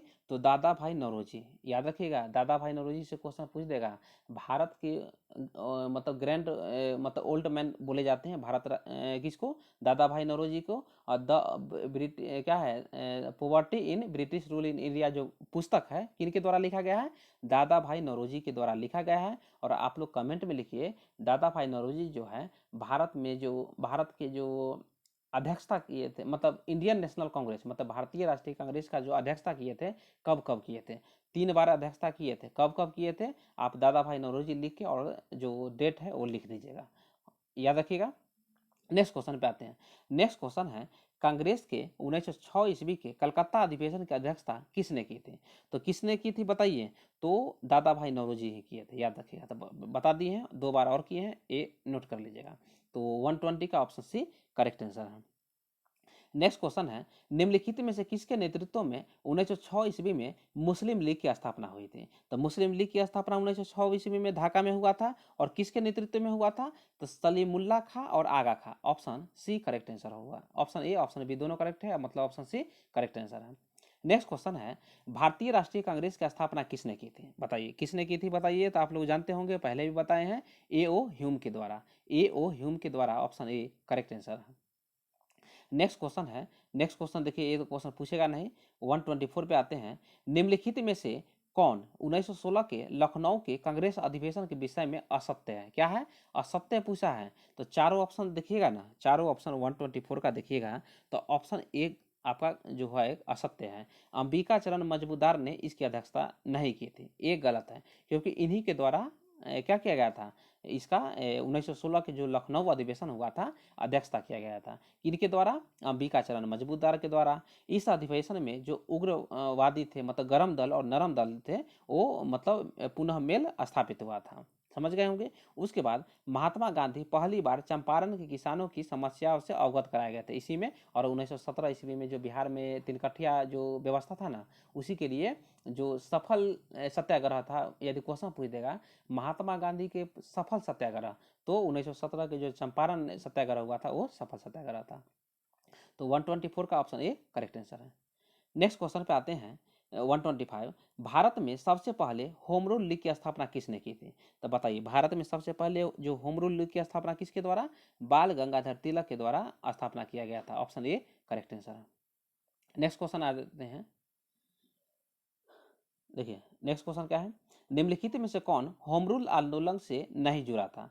तो कौन सा जो मतलब व्यक्ति थे जो होम रूल आंदोलन से नहीं जुड़े थे? तो कौन? सी आर दास, मतलब Chittaranjan Das. Option A correct answer है। उसके बाद जो रामास्वामी अय्यर जुड़े थे, जो मतलब बाल गंगाधर तिलक जुड़े थे, वीपी वाडिया जी भी जुड़े थे। उसके बाद आपका जो एनी बेसेंट थे वो भी जुड़े थे। लेकिन जो सी आर दास जो थे ना, वो नहीं जुड़े थे। क्वेश्चन आपको सही से पढ़ना है, ऑप्शन ए करेक्ट आंसर हो जाएगा। 126 का ऑप्शन ए करेक्ट आंसर है। क्या है? नहीं जुड़े थे। नेक्स्ट क्वेश्चन पे आते हैं 127, खेरा सत्याग्रह जो कि 1918 में हुआ था, गांधी जी के प्रमुख सहयोगी कौन थे? तो बताइए, गांधी जी के प्रमुख सहयोगी कौन थे? सरदार वल्लभ भाई Patel. Option A correct correct answer है। नेक्स्ट क्वेश्चन आते हैं 128। महात्मा गांधी के राजनीतिक जीवन की निम्नलिखित घटनाओं का कालक्रम क्या है? तो जब आप सही से देखिएगा ना तो ऑप्शन बी करेक्ट आंसर हो जाएगा। बोलिए सर ऑप्शन बी क्यों? क्योंकि देखिए चंपारण हुआ था, उसके बाद अहमदाबाद मिल हड़ताल किए थे, उसके बाद खेरा जो आंदोलन किए थे और असहयोग आंदोलन किए थे 1921 ईस्वी में। तो ये याद रखिएगा कब कब हुआ था, ये याद रखिएगा। चंपारण जो हुआ था ना 1917 में, 1918 में ही हुआ था अहमदाबाद मिल, उसके बाद 1918 में ही उसके बाद खेरा हुआ था और 1921 में असहयोग हुआ था, याद रखिएगा। और खिलाफत आंदोलन कब से कब हुआ था? 1922 ईस्वी तक हुआ था, जिसमें महात्मा गांधी जी भी है खिलाफत आंदोलन का क्या किए थे, मतलब सहयोग किए थे, याद रखिएगा। नेक्स्ट क्वेश्चन है नई दिल्ली को देश की राजधानी कब बनाई गई थी? तो कब बनाई गई थी बताइए? तो 1911, ऑप्शन सी करेक्ट आंसर है। नेक्स्ट क्वेश्चन है रॉलेट एक्ट का लक्ष्य क्या था? बताइए रॉलेट एक्ट का लक्ष्य क्या था? बिना मुकदमा चलाए बंदी बनाना और मुकदमों की सुनवाई संस्कृत प्रक्रिया द्वारा, मतलब नो रूल नो एक्ट, समझ गए ना? तो ऑप्शन बी करेक्ट आंसर है। नेक्स्ट क्वेश्चन पे आते हैं 131। 1919 ईस्वी की अखिल भारतीय खिलाफत सम्मेलन का अध्यक्षता किसे चुना गया था, मतलब किसके द्वारा अध्यक्षता किया गया था बताइए? तो 131 किसके द्वारा? महात्मा गांधी के द्वारा, ऑप्शन ए करेक्ट आंसर है। 131 का ऑप्शन ए करेक्ट आंसर है। नेक्स्ट क्वेश्चन पे आते हैं निम्नलिखित में से किसने खिलाफत आंदोलन को प्रारंभ किया था? तो किसने किया था बताइए? तो क्वेश्चन आप सही से देख लीजिएगा। तो 132 का क्या हो जाएगा? ऑप्शन ए करेक्ट आंसर हो जाएगा। कौन कौन? शकीम अली और मोहम्मद अली के द्वारा, मतलब ऑप्शन ए करेक्ट आंसर है। तो ये सही से पढ़ के जाइएगा। जो खिलाफत आंदोलन का जो प्रारंभ किया गया था ना, शकील अली और Mohammad Ali, option A correct answer है। नेक्स्ट क्वेश्चन पे आते हैं। नेक्स्ट क्वेश्चन है 1920 ईस्वी में किसकी अध्यक्षता में हुए कलकत्ता अधिवेशन में असहयोग आंदोलन का प्रस्ताव पारित किया गया था? बताइए असहयोग आंदोलन का प्रस्ताव पारित किया गया था तो किसके अध्यक्षता में? तो 133 का ऑप्शन बी किसके? Lala Lajpat Rai, option B correct answer है। नेक्स्ट क्वेश्चन है असेंबली बम कांड में भगत सिंह के साथ कौन मुख्य आरोपी था? तो कौन मुख्य आरोपी था? Batukeshwar Dutt, Batukeshwar Dutt, option D correct answer है, क्योंकि क्वेश्चन यहाँ से देखने को मिल जाता है। नेक्स्ट क्वेश्चन आते हैं 135। देखिए 135 क्वेश्चन है किस घटना के कारण गांधी जी ने असहयोग आंदोलन वापस लिया था? तो आप लोग समझ गए होंगे, ये क्वेश्चन वीवीआई क्वेश्चन है, पहले भी बता दिए हैं। तो चौरी चौरा कांड, चौरी चौरा कांड कहाँ पे? यूपी में जो घटना हुआ था देवरिया में, उसी के कारण असहयोग आंदोलन को महात्मा गांधी वापस ले लेते हैं, ऑप्शन बी करेक्ट आंसर है। नेक्स्ट क्वेश्चन है स्वराज दल की स्थापना किसने की थी? बताइए स्वराज दल की स्थापना किसने की थी? तो चित्तरंजन दास, मतलब सीआर दास और मोतीलाल नेहरू जो है स्वराज दल की स्थापना कर देते हैं, ऑप्शन डी करेक्ट आंसर है। नेक्स्ट क्वेश्चन है निम्नलिखित में से किस एक ने भारतीय राष्ट्रीय कांग्रेस के उस अधिवेशन की अध्यक्षता की थी जिसने पूर्ण स्वराज का प्रस्ताव पारित हुआ था? बताइए।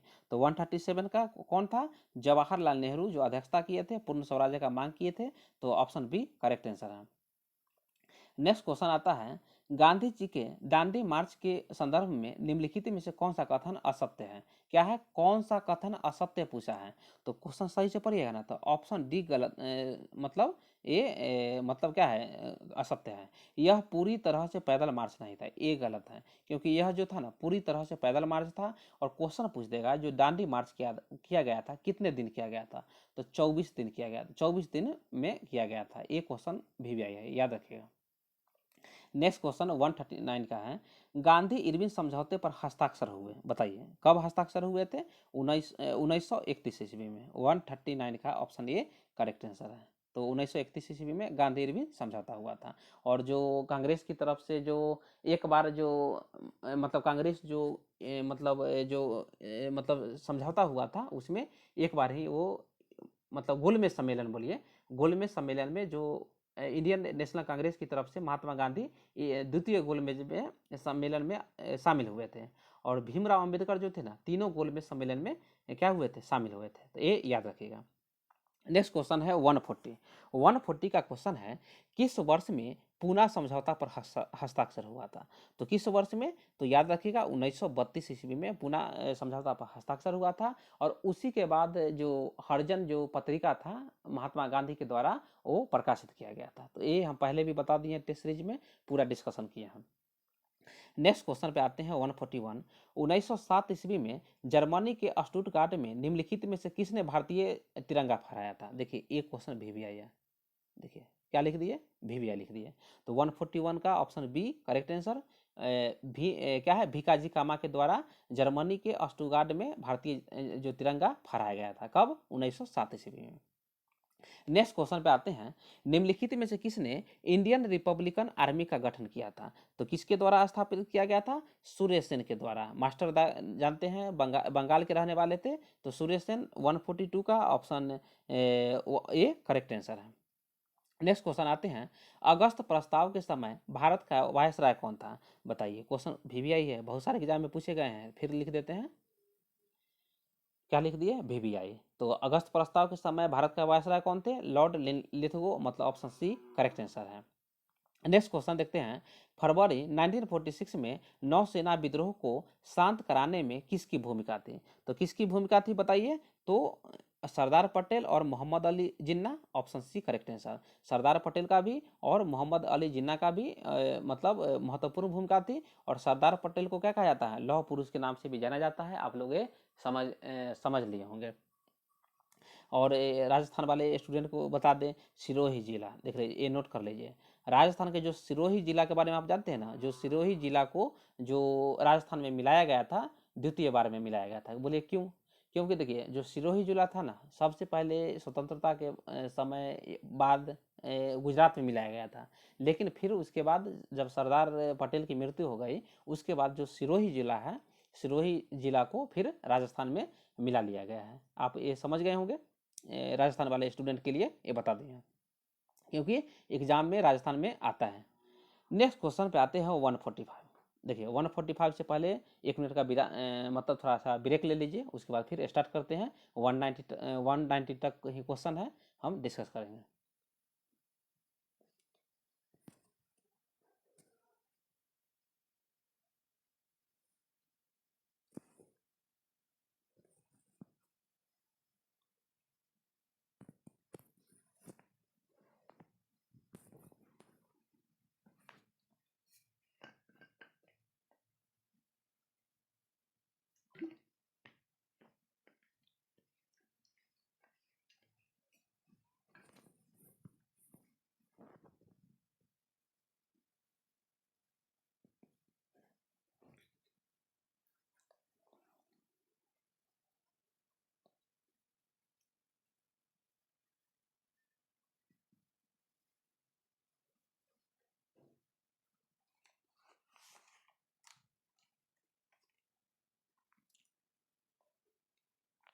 Welcome back.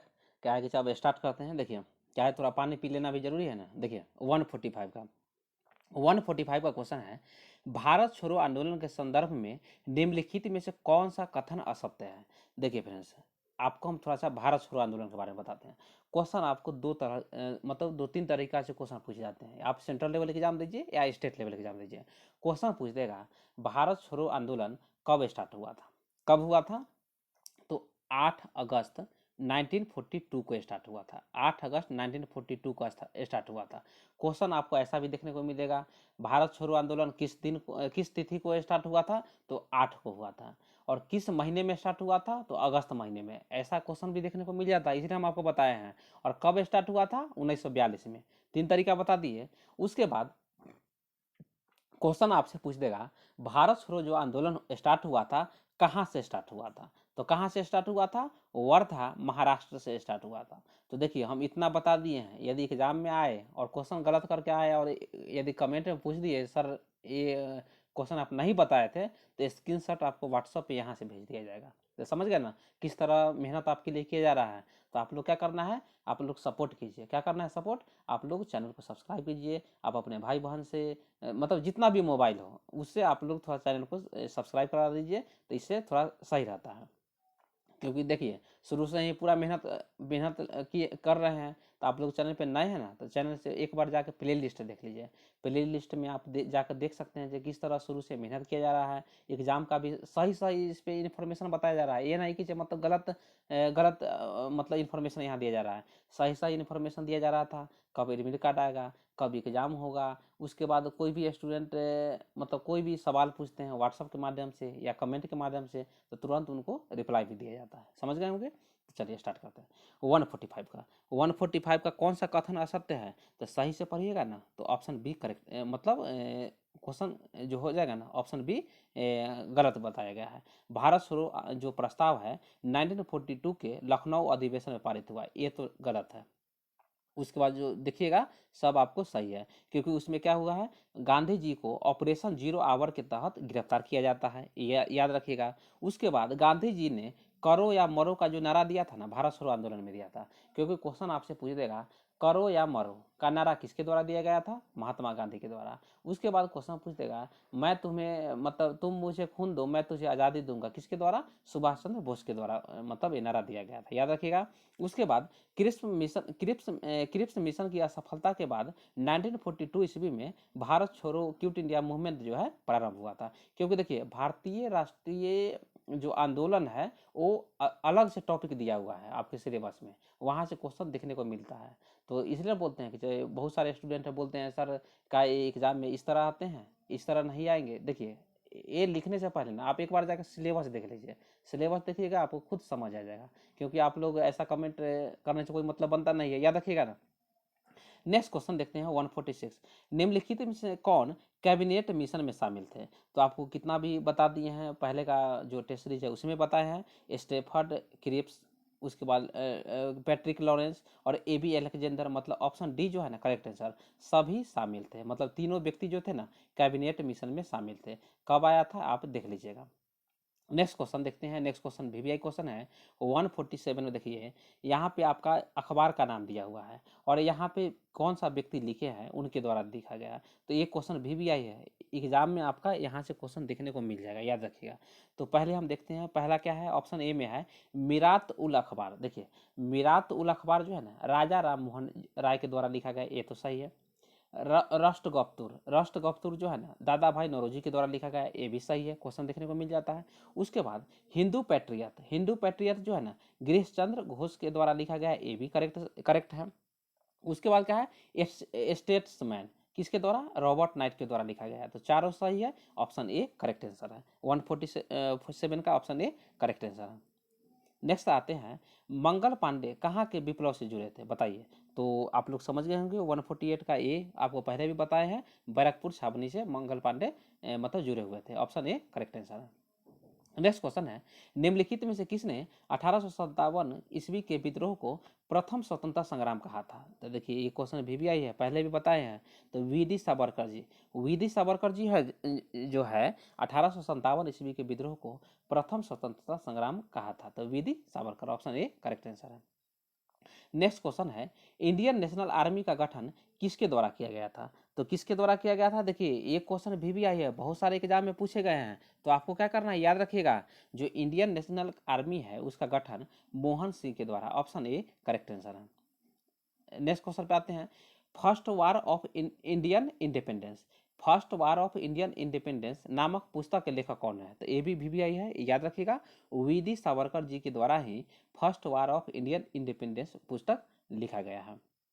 नेक्स्ट क्वेश्चन पे आते हैं, दिल्ली में 1857 ईस्वी के विद्रोह का नेतृत्व किसने किया था, बताइए। तो 152 का बताइए किसके द्वारा किया गया था? तो बहादुर शाह जफर, जो कि बहादुर शाह जफर कौन थे? बहादुर शाह जफर जो थे मुगल सम्राट थे, जो कि लास्ट मुगल सम्राट थे, उनको मतलब कैद करके रंगून भेज दिया जाता है, जहाँ पे उनकी मृत्यु हो जाती है। और उसके बाद बताए थे ना 1 नवंबर 1858 ईस्वी को जो मुगल वंश को समाप्त कर दिया जाता है और ब्रिटिश शासन का जो यहाँ शासक था, ब्रिटिश ईस्ट इंडिया कंपनी का शासन जो ब्रिटिश शासन में मतलब क्राउन के हाथों में दिया जाता है और भारत का शासन मतलब महारानी के द्वारा चलाया जाता है।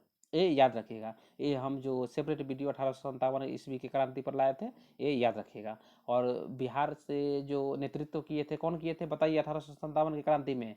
तो आप लोग समझिएगा, बाबू वीर कुंवर सिंह, 80 वर्ष की उम्र में भी अंग्रेजों से लोहा लिए थे, याद रखिएगा। नेक्स्ट क्वेश्चन पे आते हैं, क्या है नेक्स्ट क्वेश्चन? 152 है, दिल्ली में ये तो बता दीजिए, 152 ऑप्शन डी करेक्ट आंसर है। 53 देखिए, रानी लक्ष्मीबाई को अंतिम युद्ध में सामना करना पड़ा, बताइए। तो 153 का क्या हो जाएगा, ऑप्शन बी। कौन था वहाँ का मतलब हीरोज, कौन था अंग्रेजी जो मतलब युद्ध लड़ा था अंग्रेज की तरफ से, सर ह्यूरोज के द्वारा, ऑप्शन बी करेक्ट आंसर है। और आप लोग कमेंट में लिखिए, क्वेश्चन देखने को मिल जाएगा, रानी लक्ष्मीबाई के पति का नाम क्या था। रानी लक्ष्मीबाई के पति का क्या नाम था, बहुत सारे एग्जाम में पूछे गए हैं, तो देख के जाइएगा, क्योंकि क्वेश्चन क्या पूछ देगा आप समझ नहीं पाइएगा।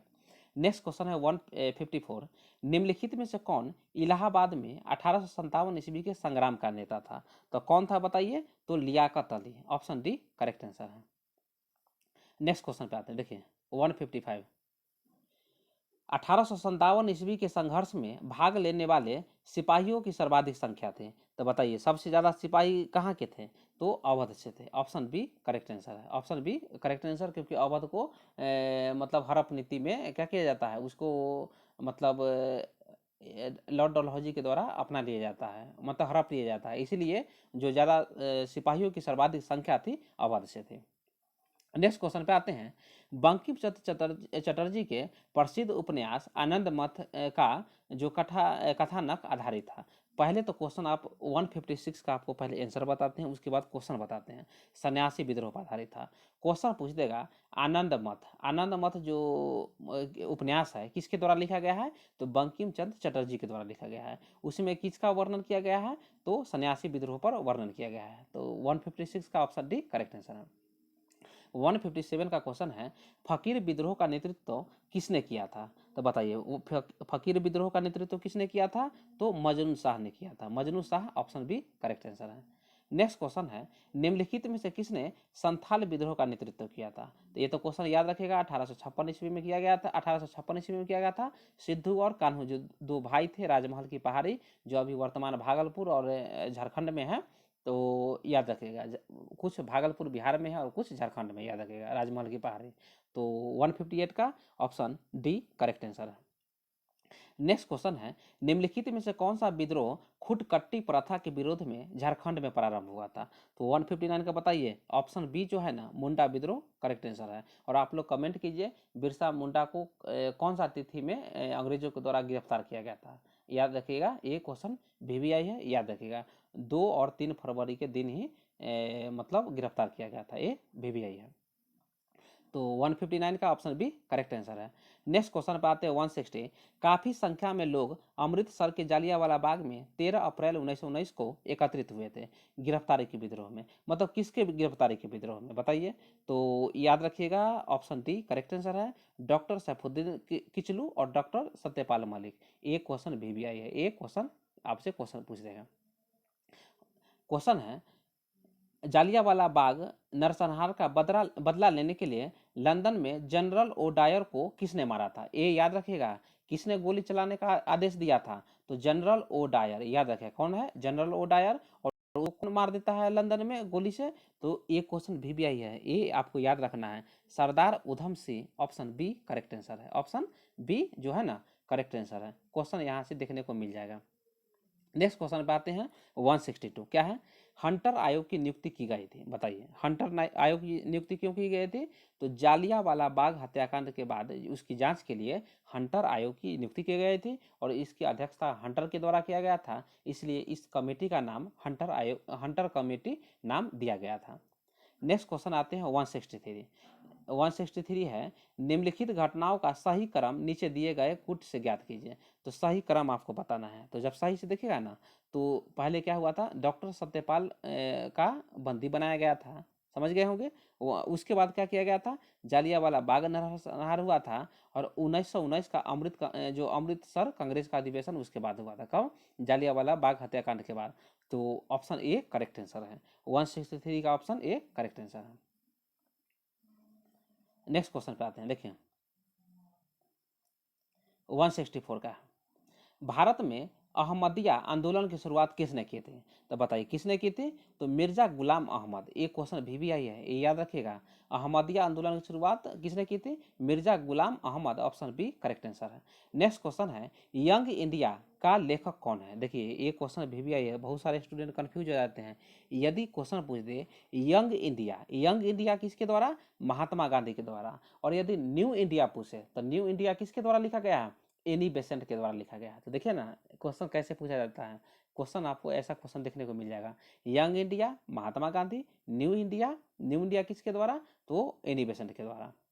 नेक्स्ट क्वेश्चन है 166, भारत की स्वतंत्रता के तुरंत बाद Goa fill in the blanks राज्य था, मतलब किसके अंदर राज्य था? तो बताइए 166 का ऑप्शन बी करेक्ट आंसर हो जाएगा। पुर्तगाली का अधीन था, तो उसके बाद फिर भारत में मिला लिया जाता है स्वतंत्रता के बाद।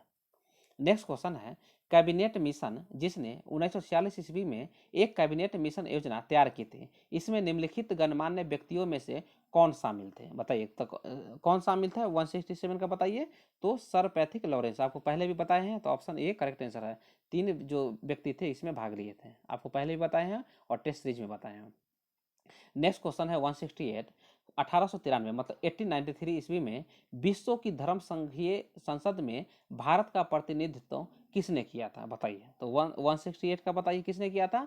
स्वामी विवेकानंद। और स्वामी विवेकानंद के गुरु का नाम क्या था? तो क्या नाम था? परमहंस नाम था। तो ये क्वेश्चन रामकृष्ण परमहंस। तो 168 का ऑप्शन ए करेक्ट आंसर है। ये क्वेश्चन देखने को आपको मिल जाएगा। नेक्स्ट क्वेश्चन है, देशबंधु नवयुवक संघ का गठन किसने किया था? बताइए तो किसके द्वारा किया गया था? तो Tiruppur Kumaran. Option D correct answer है। देखिए ए भी क्वेश्चन यहाँ लिख दिए, एक क्वेश्चन देखने को मिल जाएगा। देशबंधु नवयुवक संघ का गठन किसके द्वारा? तिरुपुर कुमारन के द्वारा गठन किया गया था। ऑप्शन डी करेक्ट आंसर है। 170 पे आते हैं, निम्नलिखित में से भारत के सिविल सेवा का जनक किसे कहा जाता, किसे माना जाता है? तो पहले भी आपको पता है वो सिविल सेवा का जनक लॉर्ड कॉर्नवालिस को माना जाता है। किसको? लॉर्ड कॉर्नवालिस को माना जाता है। ऑप्शन ए करेक्ट आंसर है।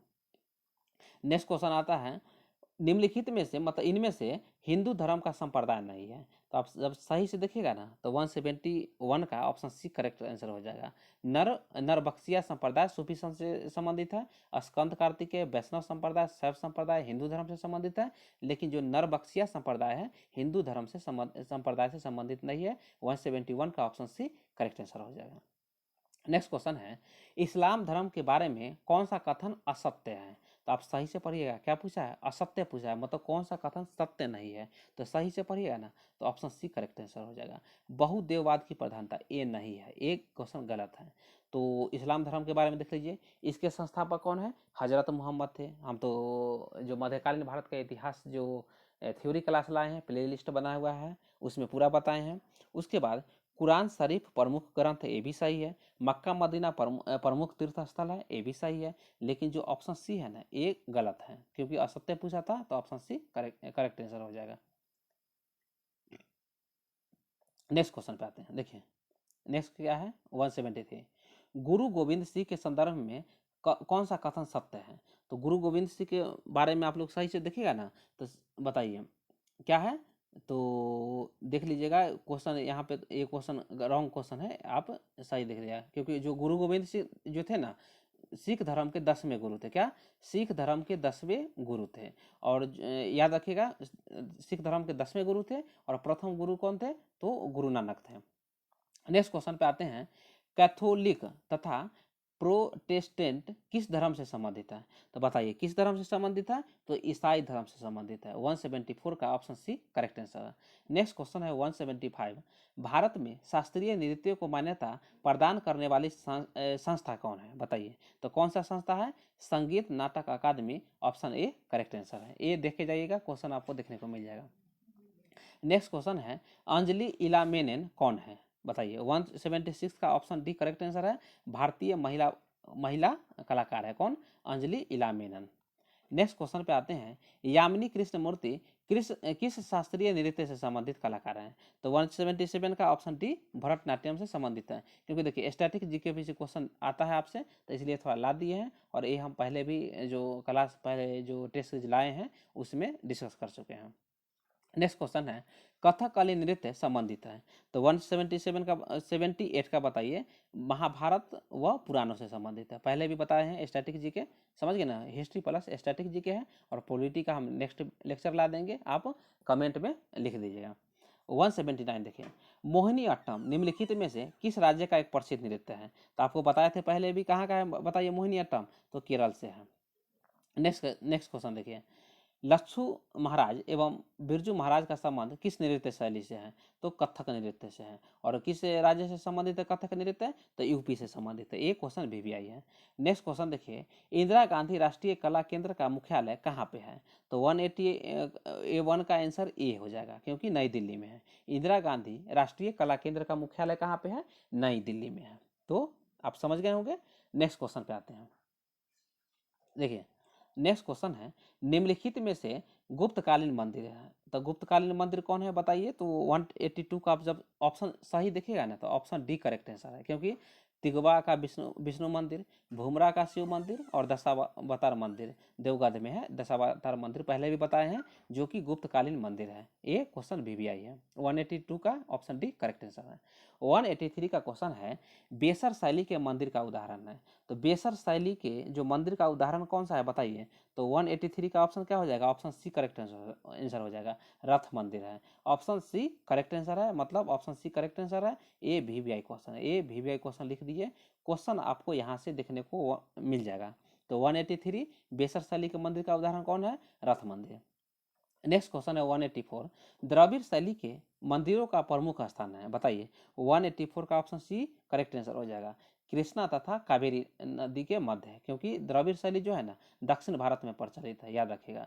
तो द्रविड़ शैली जो है कृष्णा तथा कावेरी नदी के मध्य के मतलब स्थान में प्रचलित है। नेक्स्ट क्वेश्चन है, खजुराहो मंदिर वास्तुकला के किस प्रकार की उजागर करता है, बताइए। क्वेश्चन है 185 का, बताइए। तो आंसर जो है डी करेक्ट आंसर हो जाएगा, नागर शैली। और आपको पहले भी बता दिए हैं क्वेश्चन में, खजुराहो जो मंदिर का निर्माण चंदेल शासक के द्वारा किया गया है। और खजुराहो मंदिर कहाँ पे है, तो खजुराहो मंदिर जो है मध्य प्रदेश में है, छतरपुर जिला में। और आपको बता दें जो छतरपुर में है खजुराहो मंदिर, और जो खजुराहो नृत्य किया जाता है कहाँ पे, मध्य प्रदेश में किया जाता है, मतलब मंदिर के आंगन में। तो खजुराहो मंदिर वास्तुकला के किस प्रकार को उजागर करता है, तो नागर शैली को उजागर करता है। 185 का ऑप्शन क्या हो जाएगा, डी करेक्ट आंसर है। 186 देखिए, यूनेस्को की विश्व विरासत स्थल महाबलीपुरम के स्मारकों का समूह जो पल्लव राजाओं द्वारा स्थापित किया गया है। बलीपुरम का स्मारक किसके द्वारा निर्मित किया गया है, तो पल्लव राजा के द्वारा। तो किस राज्य में है और किस जिले में है, तो 186 का बताइए। आपको पहले भी बताए हैं, तो इसका जो तमिलनाडु में है और Kanchipuram, option B correct answer. Tamil Nadu state में, और जो वहाँ का डिस्ट्रिक्ट है Kanchipuram, option B correct answer है। नेक्स्ट क्वेश्चन देखते हैं, गुप्तकालीन चित्रकला के प्रमाण कहाँ से मिलते हैं, तो कहाँ से मिलते हैं बताइए, बाघ तथा अजंता की गुफा से, ऑप्शन ए करेक्ट आंसर है। क्वेश्चन आपसे पूछ देगा बाघ एवं अजंता की गुफा किस धर्म से संबंधित है, तो मतलब बौद्ध धर्म से संबंधित है, और गुप्तकालीन चित्रकला है, याद रखेगा। तो 187 का ऑप्शन ए करेक्ट आंसर है।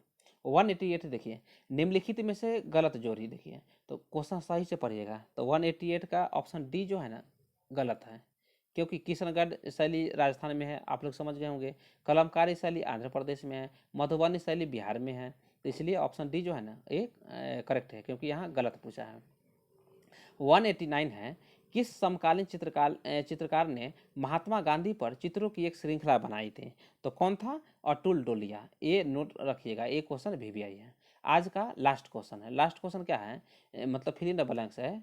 भारत के सबसे बड़े महलों में से एक है, मतलब कौन भारत के सबसे बड़े महलों में से एक है, जिसे अम्बा विलास के रूप में भी जाना जाता है, और यह क्या है, वोडेयार महाराजा के निवास भी था। तो 190 का ऑप्शन ए करेक्ट आंसर हो जाएगा, मैसूर महल।